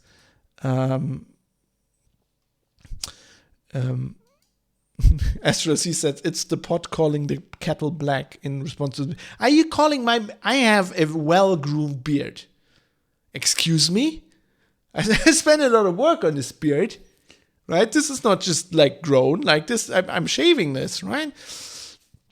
So that I don't look like a complete hobo. I mean, it looks like just a beard that's just, just a 5-day beard or whatever, or like a week of beard growth. But this is very well maintained and groomed. I think you will find the mustache from a month ago. That was a well-groomed mustache. Fuck you, Astrid C. I mean, you're completely in the camp with my wife there, who hated it as well. But it wasn't like. Maybe you're right. Maybe I like it because it's the reverse Taliban, right? Because they're like, oh, the Quran says you can't grow hair on your upper lip. Well, fuck you. I'm gonna go Tom Selleck. Fuck you and your religious fanaticism. Fab's beard is great, but I think it's time to go clean shaven. No, you haven't seen me clean shaven. I look like a little girl. Can't do that. Anyway, to wrap this up, right? Okay. What we need to do here is the public needs to realize some things. And to some people, this is going to seem like it's basically common sense, but it goes against a lot of things you are taught by the press and in society and in school. So I think wars are always bad. Wars are bad and governments lie. World War II is an exception we can debate, but it's also debatable. So don't believe people like Biden and Mars, when they say nobody saw this coming. They did see this coming. They knew, they lied. Right? It's called propaganda.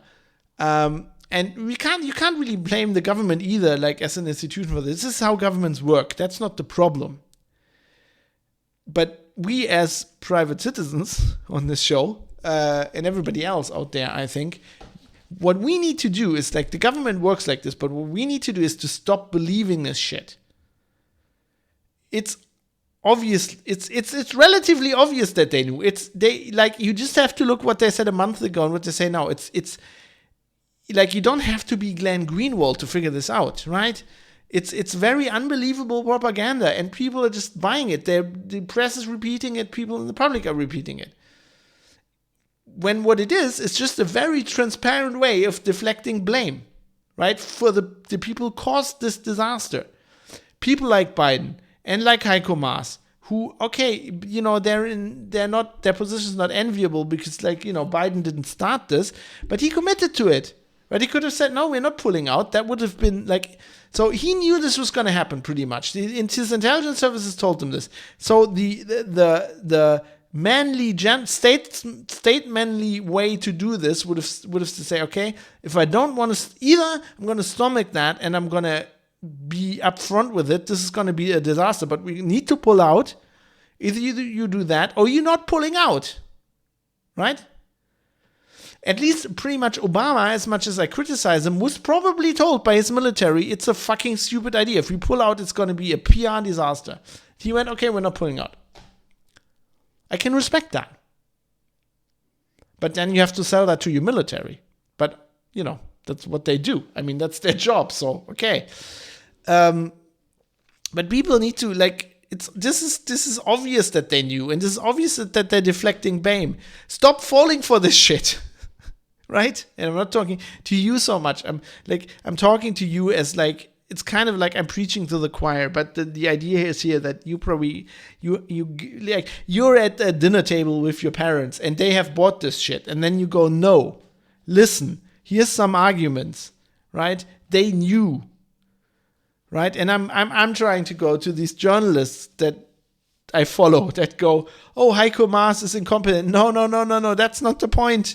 The point is he fucking knew. It's even worse. He knew and they went through with it. Because he didn't have the balls to say no. Right? You need to stop believing that wars can be a force for good in the world. Stop believing that the military is there to protect you and make you secure, right? The military is there. You don't have to study politics for this, but it helps. The military is there. It exists solely to protect the interest of the state, and that is its government, right? And then somebody, probably you all know as well, mass surveillance. Stop believing that mass surveillance increases security. That's bullshit, right? It's the same bullshit as believing these idiotic security theater measures, right? Like outlawing liquids on a plane or forcing people to wear a mask. It's like, that is not security. That's not saying it doesn't, like, it can't help in certain situations, but it's like this illusion that this is like ultimate security is bullshit. It's the same bullshit as saying like the military is there to help you and protect you. No, it's fucking not. Right? And then something I say again and again on the show, but it's very important. Stop like taking things for granted that you see on the internet, that you read, that you hear on the radio, that you see on TV, just because like you think you can trust the source. Right? I mean, I say this is Glenn Greenwald, but I'm not like just believing him. I'm reading that shit, and I'm looking at primary sources, and I'm like, yes, this is believable, right? I mean, if I just had $1 for every time somebody I know says, oh, John Oliver did a thing on this, and then I'm watching and I'm saying, this is bullshit. And then I'm talking to them, and I'm like, sometimes it's even like, sometimes I can even convince them. I'm like, look, this argument is dumb. Like with Trump, it was really hard because people are really against Trump. But sometimes it's like, this is really dumb. This doesn't make any sense. And then they're like, I think you're right. And they just believed it because it was John Oliver. It's not fucking it's some writer in a room somewhere. I like the guy when he was doing the podcast, but like that show he does, like there's a lot of bullshit on that. There's like a lot of straight up CIA propaganda. Like, don't care about this. Like, look at the primary source. Don't look at the guy who's reading the news model, as Adam Curry would say, who's reading it out, right? I know this is work, but we'll have to put this in this work, otherwise our world's going to shit. Look up the facts for yourself if you can, and it's easier than ever. I can do it for this fucking podcast. It's not that hard, right? Or if you don't want to do that, just start thinking critically once in a while. Sit back and think, the thing I just heard on the radio, does that make sense? Right? It's getting so bad. Like with the fucking COVID stuff, it's everywhere. There is signs. There are signs everywhere that are either propaganda or complete bullshit, and people are just taking them for granted. And then I keep pointing these out. Like with my wife, we're in public. I'm a pain in the ass. I'm like, this doesn't fucking make any sense. She's like, why? I'm like read, think about it. Doesn't make any fucking sense. Just the other day, I went to a drugstore, right? And they had this thing like, oh, new. Your digital immunity passport in convenient like credit card form. Right? It's like this little card with the QR code. And I'm like laughing out loud. And the guy's, what's so funny? I'm taking a picture of it. He's like, what's so funny? I'm like, have you read the sign you put in your door? This says your digital immunity passport in credit card form. If it's fucking on a piece of paper or plastic, it's not digital, is it? A QR code isn't digital. It's like writing it on the fucking card. It's just an encoding. It's just a different. It could, like, that information could have just as well been like just written on that card, like your name when you got the vaccination. It's like the fucking. It's the same thing as the passport. It's just you look at the QR code. Your brain can't decode it, but a computer can. But that doesn't mean it's fucking digital. It just means you need a digital device to read it. But the fucking thing isn't. He goes like, "Oh, you have a point." And I, no shit. And I just noticed that walking past and just reading the sentence. It's not that fucking hard. People just go, they read the sentence, they're like, that completely makes sense. It's okay. Yeah, it could just be URL. It could, it could just be written. I hereby certify that this guy is, it probably is just an URL to the fucking certificate somewhere. It's just like, yes, it's a digital certificate, but the thing is not digital. It's, God. Yeah, so we need people, you just start thinking about things once in a while. It's not that hard.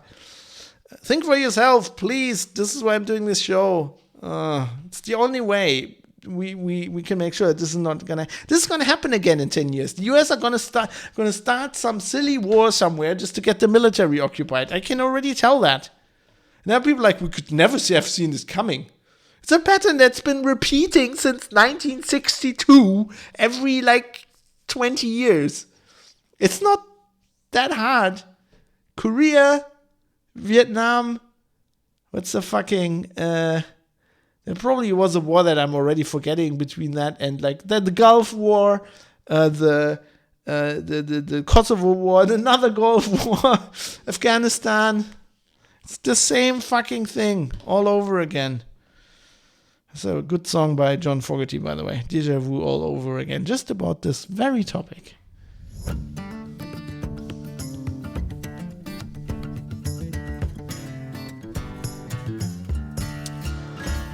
Yeah, and before I go into the feedback, which I was going to do, Tsubio says, I know you disagree with how it was communicated, but are you okay with it as a means to an end, since you did support immediate withdrawal, as I understand? Yeah, I want them to withdraw, yes, but own it. You have to own it. You can't have a means to it. You can't lie to your... they're just embarrassed because they're spying on us, on everybody. They're spying on everybody, and they know this shit. And then they just can't go, yeah, we knew this was going to happen because we have listened to every phone call in Afghanistan, every single phone call for the last 15 years. We know where all these guys are. We know every fucking cave. We know everything. It just was too much work to go in there and kill everybody. We could have done that. It would have just cost us a lot of lives, and it would have been very, very annoying. And but that's basically what it comes down to. They know. And they just can't own up, you fucking caused this. Own up to it. And it's not like they could have just, spun it. I mean, Biden kind of did it. He could have said, if I would have been Biden, I would have said, look, I pledged to pull out. We needed to pull out. This is a horrible war. We needed to get out. We've been in there so long. It's been such a clusterfuck, which is not my fault. Right? This is Bush, Obama, and I didn't have anything to do with the vice president and Trump. It's their fault. I'm just executing this because I think it's the right thing, but everybody knew this was going to be a disaster. And, we couldn't even tell you beforehand because then it would have been more of a disaster because there would have been more panic. That's the way to do that, if you have balls and if you have a backbone. Anyway, let's get into the feedback. First of all, private citizen press contact form, please. If you disagree, let me know. And we have Yevgeny Kuznetsov, who continues our discussion from last episode, which, if you heard that, you will remember. Basically talking about the internet and how it should be legislated. You make a good point there. I see a couple of flaws in your argument, though. You say that you're not saying YouTube should be banned from the EU, that they just need to be enforced to comply by fines or other economical measures, as far as I understand. Yet sorry about that. Yeah, burp. Yet one needs to consider the possibility of YouTube saying, to hell with it, it's not worth it, and stop providing services in the EU altogether if both compliance and lack thereof turn out to be too expensive, a reverse ban of sorts. Google has a history of doing that in jurisdictions where news outlets are entitled to pay to be quoted in search results, right? Will such a situation be net beneficial? I doubt it.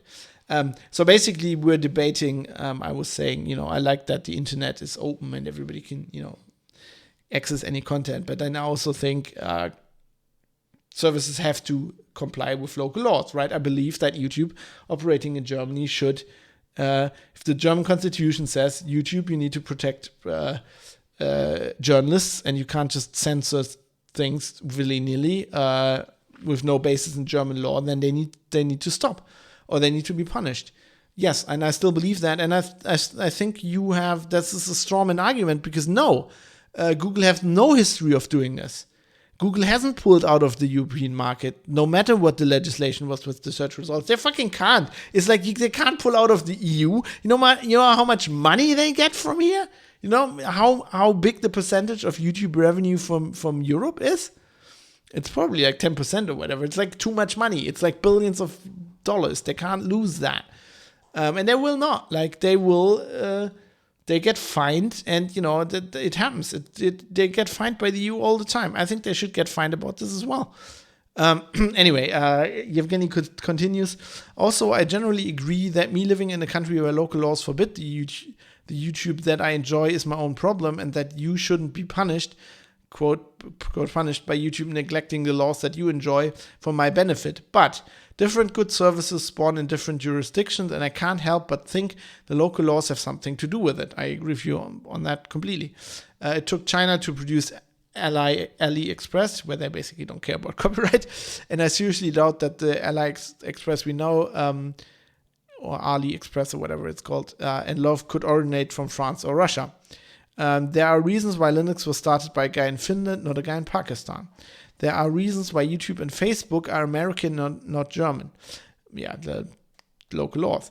And I believe the fact people all over the world can use to their benefit the services that weren't or even couldn't have been created where those people live is one of the greatest things about the internet.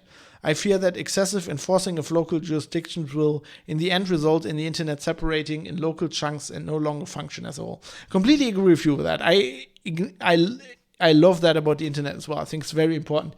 But I think it's also true that companies need to adhere to local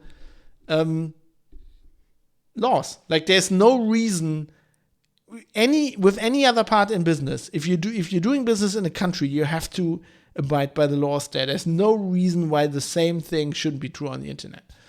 And I think it will be I like these discussions, and I like people giving me feedback, and I like reading this out, because I think this is value for everybody. Because, Yevgeny, I think it's not a case of you being right or I being right or the other being wrong. I think we're both right and both wrong. We are both different sides of the argument, and I agree with some of what you've said there, and I disagree with some of what you said there, right? Because yes, there are reasons for this, and it is good that we can use services from other countries, but I also think local laws should apply. And I think actually a bigger threat, since you're in Russia, I think a bigger threat to the internet and the internet being separating in local chunks is actually, what the Chinese government and the Russian government do. The Russian government is very transparent of the fact that they could cut off the Russian internet from the rest of the internet at a moment's notice, and they built the infrastructure that way. I think that is much more dangerous, because that is actually separating the internet into local chunks.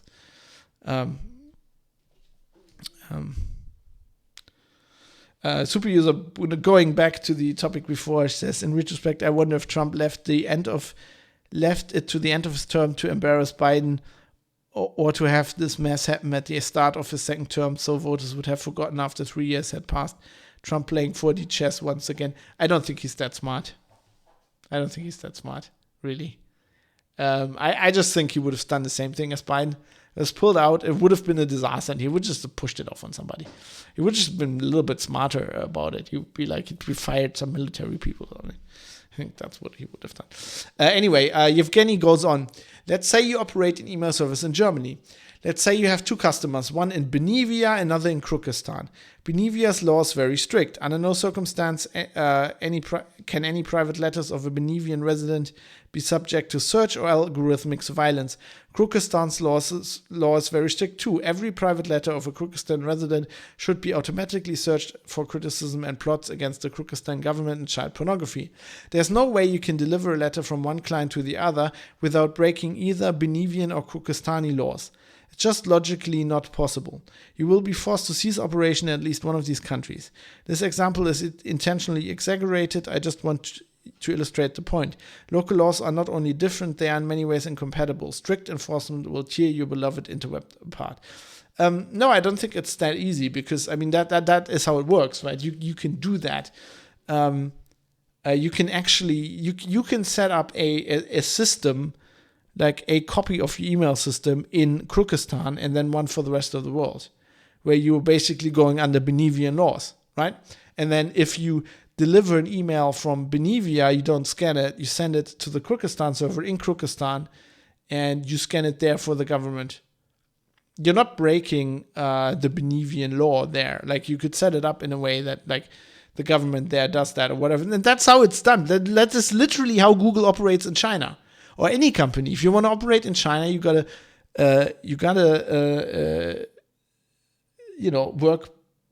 work with their laws.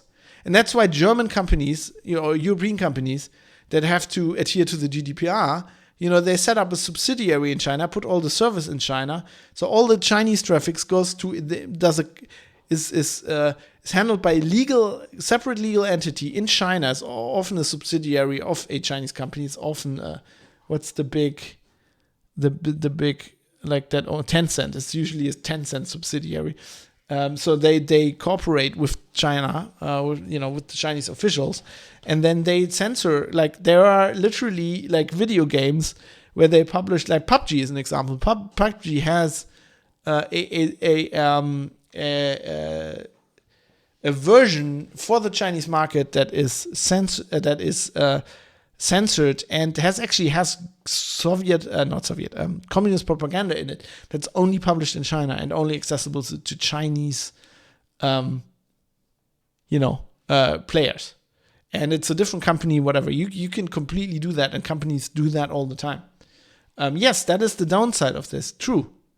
But I think the problem here, again, is not that we're enforcing local laws. The problem is that the local laws in China are shit, right? The problem is Kyrgyzstan. The problem is not the email service provider. The problem is Kyrgyzstan. And you can't... Your argument would be, if I own a chain of department stores in Germany, right? I have to apply by German laws, right? I can't sell things that are illegal. I can't sell Nazi flags. But your argument would be, because Amazon is on the internet, right? Let's say Amazon didn't have any warehouses in Germany. It's just conceivable. They could just ship everything from France, whatever, right? And they'd just be selling, they don't have a company in Germany. They just have a company in France, and they sell like fucking Nazi flags to everybody in Germany, right? That is illegal. That is actually a crime. And if they did that, they'd have, like, actual CEOs would have to go to jail. Well, if the system works as it would, right? But, like, that's a crime. And there's no reason why, this is on the internet. That is like an excuse. I don't think that's fair. I don't think that's how justice should work. And I'm torn about this. I think you are right in some ways, Yevgeny, because I think... I don't like government legislation of anything. The government legislating or what's the word I'm looking for? Overseeing anything is not good. Like, that the worst example of this is like socialism. That's why I don't like socialism, because then the government like fucking oversees everything. And it's horrible. We've tried it. It's horrible. It doesn't work. It's like it's a wasteland. People are getting shot at the border. We don't want that. But like sometimes I think the government has to step in. Because I mean it'll just make a mockery of our laws if you go like, we have laws, but then you're doing something on the internet, the laws don't apply.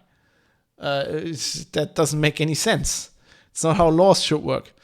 Yevgeny ends with, and I forgot to mention, loving the discussion. Thank you for it. Same here.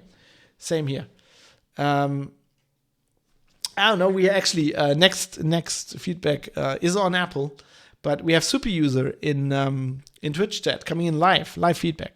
Talking of Apple, I completed your podcast on it 2 hours ago. You expressed concern about them implicitly reading your email, but email is unencrypted when stored, so they can do this anyway. The very fact they can offer POP and IMAP shows it's unencrypted, so they can read it either way. Right.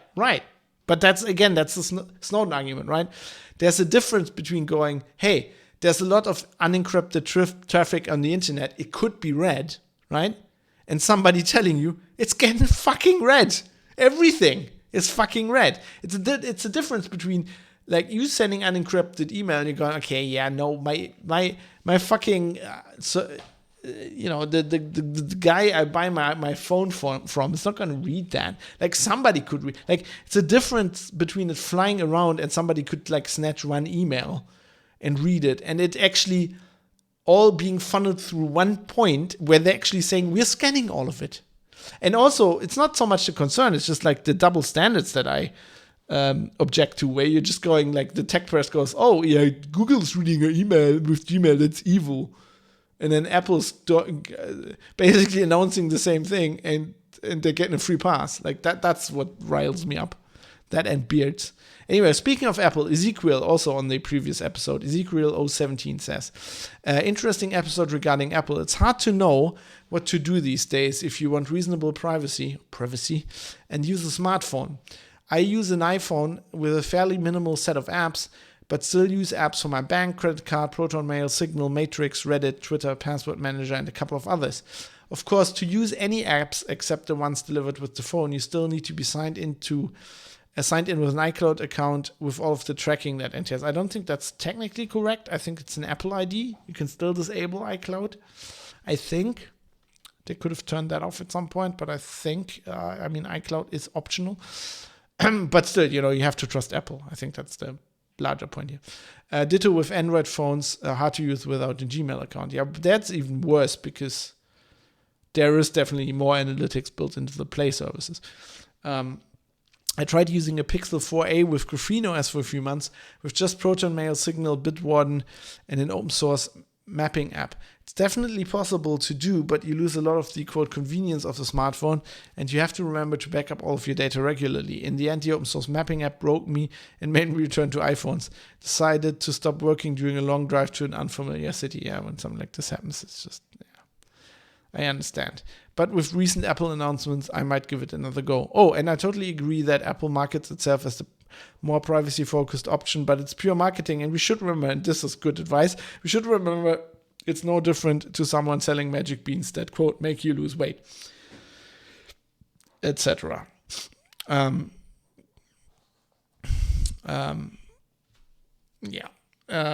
And then I also had an email from a listener or a producer who decided to remain anonymous, and because, I'm a conscientious journalist and I think protecting sources is important, I of course oblige, and you will probably realize why they said, I think I can say it's the guy, why he said he wants to be anonymous. Hope you aren't too uncomfortable from your vaccination. Well, not anymore. I'm feeling well now. I did a 10-kilometer run with 4 kilograms of rucking equipment in an hour 10 today, so that was kind of good. Hour 12, I think. I'm good again. First, an aside about the FBI calling ahead. My friends, this is gold. I love feedback like this. I like boots on the ground record. I know this is like, it's why can't I remember words today? It's what's these facts that you get like from one person. It's you know what I mean. The bloody evidence, whatever, it's just one guy saying this, but it's still, I think it's very important and enlightening. First, an aside about the FBI calling ahead. My friends once, I think I mentioned that at some point, I don't know, I asked if they call ahead. My friends once had a visit from anecdote. Yes, anecdotal evidence. Exactly, that's what I meant. Thank you, Astral. My friend once had a visit from some, quote, gentleman callers of the FBI who turned over her place. No, they didn't call ahead. Not sure they even had a warrant. She's a little evasive about it. It was clear that they were less like Fox Mulder and more like the smoking man, or worse. She said something about the lead investigator's, quote, dead eyes, and was very scared. Makes you wonder how a country with these funding principles got to where police and military units have so many, quote, scary dudes you don't want to fuck with.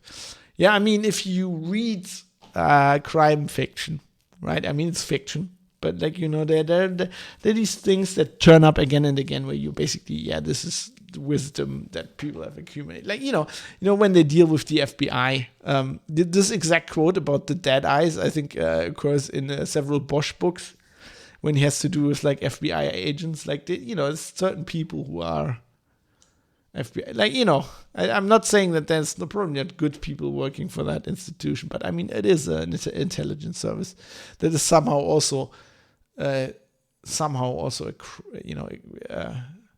a police it's weird. Like, and it's like in the military, people get taught certain things, and then they think what they're doing is just, which doesn't always mean it actually is. 10-kilometer run with a kid on your back. What's next? Kampfschwimmer training. Actually, I'm doing a rucking, which is actually, this is I will get arrested for this at some point. I bought a plate carrier, which also multicam, because like if you can buy a plate carrier and you can buy it in green or in camo, right? You'd buy it in camo because it just looks cooler. And it's like plate carriers, these things where like, it's not used to be bulletproof vests, but these days they're not really vests anymore. They're just like these things where you can put the armor plates in there. So you can actually swap the armor plates. So it's basically that, except I don't have any armor plates. I have like they're steel weights. They're not ballistic, of course. They have holes in them, so they don't protect me from bullets. But they're steel weights, and you put them in there. And it's a lot more comfortable than like running with a rucksack. And it's pretty cool. Like I can run, basically so my thing with, that's why I don't do like bicycle for sports. Like I want to power myself out in as little time as possible because I'm very busy. And so I realized that if I just put on weight, not literally like eat things, but like, run with weight, then I can basically power myself out more in the same time. Also, I do want to run in athletics at some point. My wife did several years ago. And at the time, I had like fucked up knees. Well, I still have fucked up knees. But like since I started running a lot, like my knees got a lot better. Like the musculature. This is something a doctor told me when I was 18. I should have really done this earlier. The musculature strengthens, and it like strengthens your knees. So now I want to also run one once it's going on again. It's like these survival runs where you also have to climb up shit. And I'm working myself up to like 7 kilos. I think that's if I put both plates in. And then I'm gonna like, that's gonna be amazing. Like if I'm actually in shape, running like 2-3 times a week with 7 kilos. Just imagine you running without the 7 kilos. It'll be like flying. It'll be amazing. Yeah, I love sprinting, but dislike jogging. Still, I know jogging is better for me, and it's cardiovascular training, where sprinting is technically muscle training. So that's a good idea. Yeah, that's why I'm not doing sprinting. I specifically want to do cardio training. And so then I saw this guy running in the park, right, with a plate carrier, and I'm like, what the fuck? So I'm home. I'm like researching. I'm going like, oh, this is rucking, or it's also called military fitness, right? And they have these things. And there's a company called GoRuck, which makes specific, and they're cheaper. They're just weight vests. But I'm like, I could buy that, or I could buy a plate carrier, right? And then if I ever have to go to Kabul, I'm just gonna go. I'm fine. Just give me the plates. I'm prepared. I just have a press thing. And now also, I play a lot of Tarkov on Twitch, so it's kind of like, it's also cosplay. I can also use it as cosplay.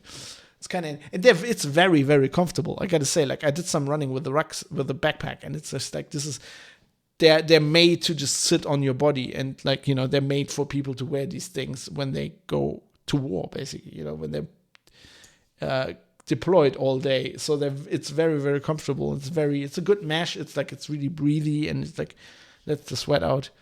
I thought it was a stab or shoot vest. I googled it for everyone's benefit. It's just a big bag. No, it's like a plate carrier is literally it's like a bulletproof vest. But whereas like old style bulletproof vests are like, let's say they have Kevlar armor, right? It's built into, it's like a vest you put over, and it's built into there. Like plate carriers are the same thing, except it's not in there fixed. It has like these compartments that you open up, and it has like heavy duty Velcro. And you just take an armor plate and you put it in.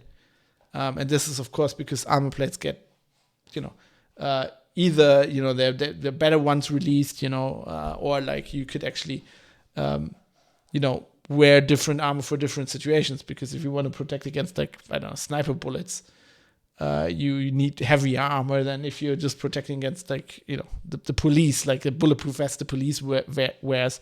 They just protect against handguns basically. If you want to know specifically, because Twitch is asking, this is a 511 tactical TAC TAC Tango Alpha Charlie Tango Echo Charlie plate carrier. It's very comfortable. I actually did some research, and they were using them for the CrossFit games a few years ago as well. Anyway, if you really want to do training, I can barely do push-ups. I'm working on that. But the really hardcore guys, they just do that with 10 kilos of weight or pull-ups or something like that. It's pretty good. And the amazing thing is so if you do some research on that, it turns out that because I have my knees. I don't it's better to run an hour with weight than running 2 hours without, right? You burn more calories, you get better cardio training. And yes, it's a bit more strenuous on your joints, but you're building muscles and core muscles, and that's going to help. And running longer is actually more strenuous. So it's quite cool. What do people at the park think? I'll leave that up to you. If you go on Instagram, I actually have a photo of what I look like. I've got fucking got a military canteen strapped to it in case I get thirsty and stuff. Yeah, I'll get arrested at some point. Although I did see the police several times, and they didn't seem worried. And also, it's not illegal, right? I think it's illegal to buy the bulletproof. I think you can't just buy those. You can't just buy the armor plates. And these steel plates very clearly have the company logo laser cut in the middle. So that's basically, I think, so I can't use them as bulletproof vests because they're 4mm steel, right? That I don't want to do any dumb test videos on YouTube, but they probably stop a 9mm bullet. I would think, especially probably hollow point. But I don't know. But they don't because they have a logo in the front, so I don't go shooting up the police headquarters or whatever. Anyway, continuing this email from our anonymous listener. On Mode 7, raising free and open source software as a solution to privacy problems and using FSF terminology like anti-features, I'm with him. I'll avoid the debate on whether FSF puritanical or extreme stances are more helpful or harmful. That would be a better conversation to have with somebody like Bradley Kuhn. It would be awesome to have him on the show, by the way. And I completely agree. Obviously, I know Bradley. I interviewed him a lot of times. I actually did a short-lived podcast with him. I'm going to contact him again. And I think it'll be really good to have a discussion with Bradley, who's obviously a bit more on the other side of this argument, about free software, as you would call it, free software, open source software, as a useful tool for privacy. And that would be go well into my OTG off the grid segment that I want to do. That basically was this Ezekiel also raised, with how hard it is to get apps that don't spy on you and stuff like that. So I think this is an excellent idea. I'm going to contact Bradley. I'm pretty sure he's gonna. I met him at FOSDEM. So this was in March 2020. The last conference I went to, they still had FOSDEM. Was that actually, or was that 2019? I think it was 2019. I think the 2021 actually didn't go to. Yeah, I didn't go to. It was 2019. Actually, I met him again. Obviously we did a lot of stuff together for Linux Outlaws and stuff. So I'm gonna ask him. I'm pretty positive we can work something out. My point is that even if it's not a solution everyone wants right now, the effort the free software people are making are really helping those of us trying to be off the grid as you take the topic. Take the F-Droid project, for instance. It's been a godsend keeping my old phone useful and avoiding having to use Google Play Store. So yeah, me and 3 other people, right? No, I'd actually agree. You're right there. But aside from getting to nerd it up, it gives me ground and motivation to make vendors who require Play Stores use sometimes for critical infrastructure, like getting a cab or charging an electric car, where they should have alternative solutions available. It's not much, but I'm not a journalist or celebrity, so this is as much influence as I'd expect to have. Yeah, I hope you're not suggesting I'm a celebrity, because I'm not. I am a journalist, though. So yes, a valuable feedback. I love stuff like this when people go like, you should talk to that person. It's a good idea. I should have had that idea myself. Like I should have, on the first day of this podcast, I should have written down interview Bradley Kuhn. But I didn't, because I'm an idiot. Not as big as Joe Biden, but sometimes I'm an idiot. So thanks for that. I appreciate that. Please go to privatecitizen.press if you have any feedback, any ideas who I could talk to, topic ideas, anything. I'm willing to listen. Even if you have other opinions about beards. I can't promise I'll agree with you, but I'm at least willing to listen.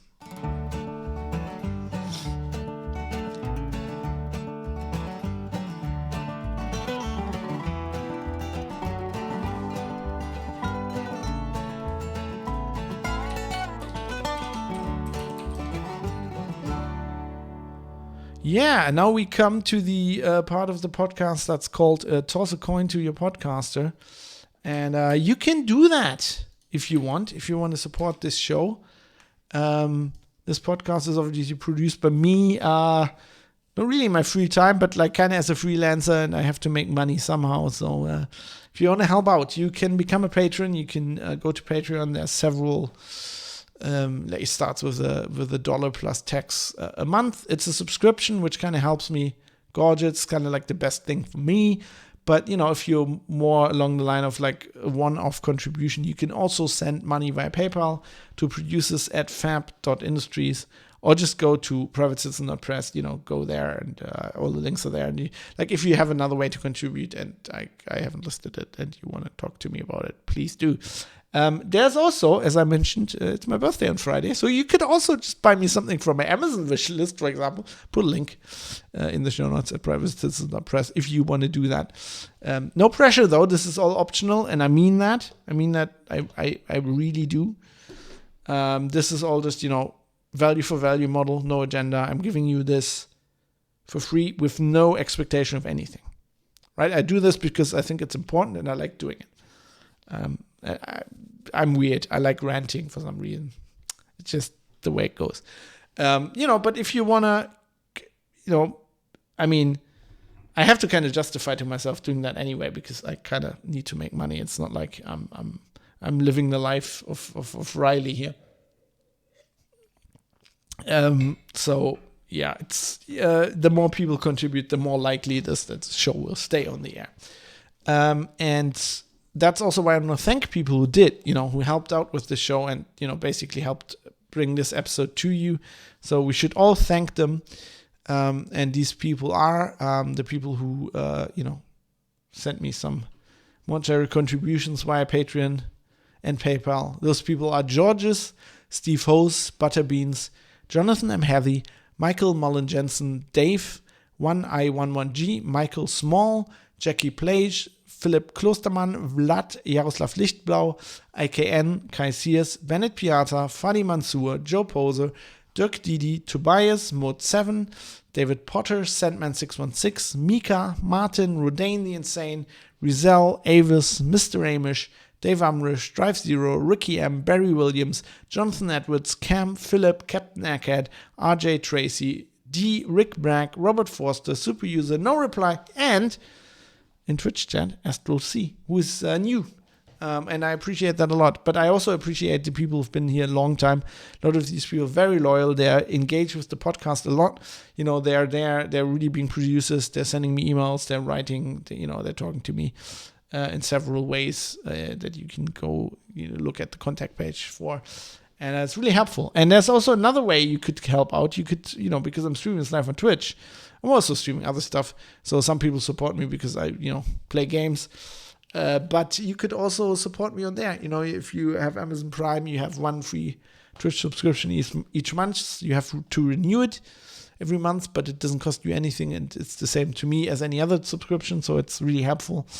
So thanks to, and some of these people I've mentioned before, a lot of these are overlapping, and it's just their usernames, but thanks to Mike the Dane, Flash Gordo, L Terrestrus Jim, Redeemer F, Galteran, Bacon the Pork, Jonathan MH _com, Sandman616, Zenith 252, Centurio Pertus, and Mode 7 is unavailable. And then to end all of this, I have to thank Bytemark at bytemark.co.uk. They are a UK hosting company, and they have been for a long time providing me with the servers that I host the audio files on, so bandwidth, storage, all that. Could do the show without them because then I would really be bankrupt. So thanks to Bytemark. I can only recommend them. They're amazing service. It's never failed me. It's been 10 years or whatever. Their server was down once because the hard drive died, and they fixed it like in an hour or whatever, or even half an hour. It was very quick. Never any problems, right? And then credit where credit is due to some other people. Raul Kabazali, who wrote Acoustic Roots, wrote and recorded the song I'm using as the theme tune at the beginning of the show. And then also, I'm going to play us out with another song from the Bloodwork band. I had them before on the show. This is some nice, smooth jazz. This song is called Niras. And that's it for me. I say this a lot, but I'm gonna see, I don't know. Probably. I was going to say, we'll do an extra episode, but it's my birthday. I don't really want to do anything there. And actually, I have some in September. I actually have some time off. Well, really, I'm on the road for 2 weeks, so I won't be able to. And on the road in a way where I don't have my recording. If everything goes according to plan, I'm going to fly somewhere. All the fun that is these days. But so I'm going to drop some episodes there. But I'll make it up. Before the end of the year, I'll catch up. I'll make some extra episodes. I promise. Meanwhile, think for yourself. Aim to misbehave.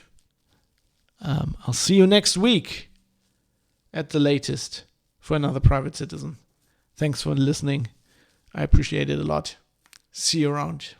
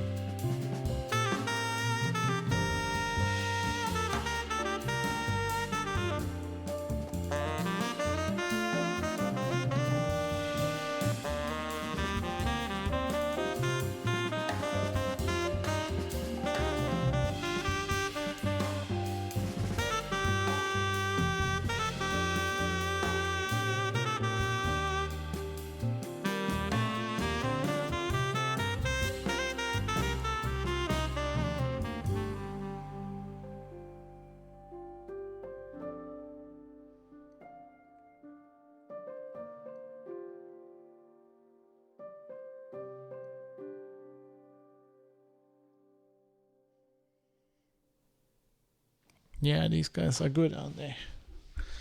I'm getting into jazz lately. Been digging the Bosch playlist, and then been advancing from there. I mean, that's a good thing about having something like Spotify, that you can do something like this. Okay, I gotta run now. Edit the show, get it out before they cut my internet off. I'm gonna rate you guys. I'm sorry to anybody who speaks English, because I'm gonna rate my good friend Ava7, or as I like to call him, Avavi. He I've kind of known him on the internet. Like, he was working for Golem and I was working for Heise, and then I stopped working for Heise and he started working for Heise, and now he's like one of the video producers for Heise. He's a really cool guy. I've visited him. We played Magic together once, and pretty cool, awesome guy. He's now playing, of course, the Legend of Zelda Skyward Sword HD, because everybody's playing that. And he loves Zelda, so I'm gonna rate him. As I mentioned there, I'm gonna play Tarkov, wearing my plate carrier tomorrow with Jonathan, and then Saturday there's more gaming pretty much all day. fab.industry/stream. Thanks for watching, everybody. I appreciate you being here. It's a lot of fun. This was cool today. I liked a lot of the comments. Obviously, divisive topic. Or maybe not that divisive, but it was cool. I like you guys. No trolling, like really good stuff I could read out for the podcast.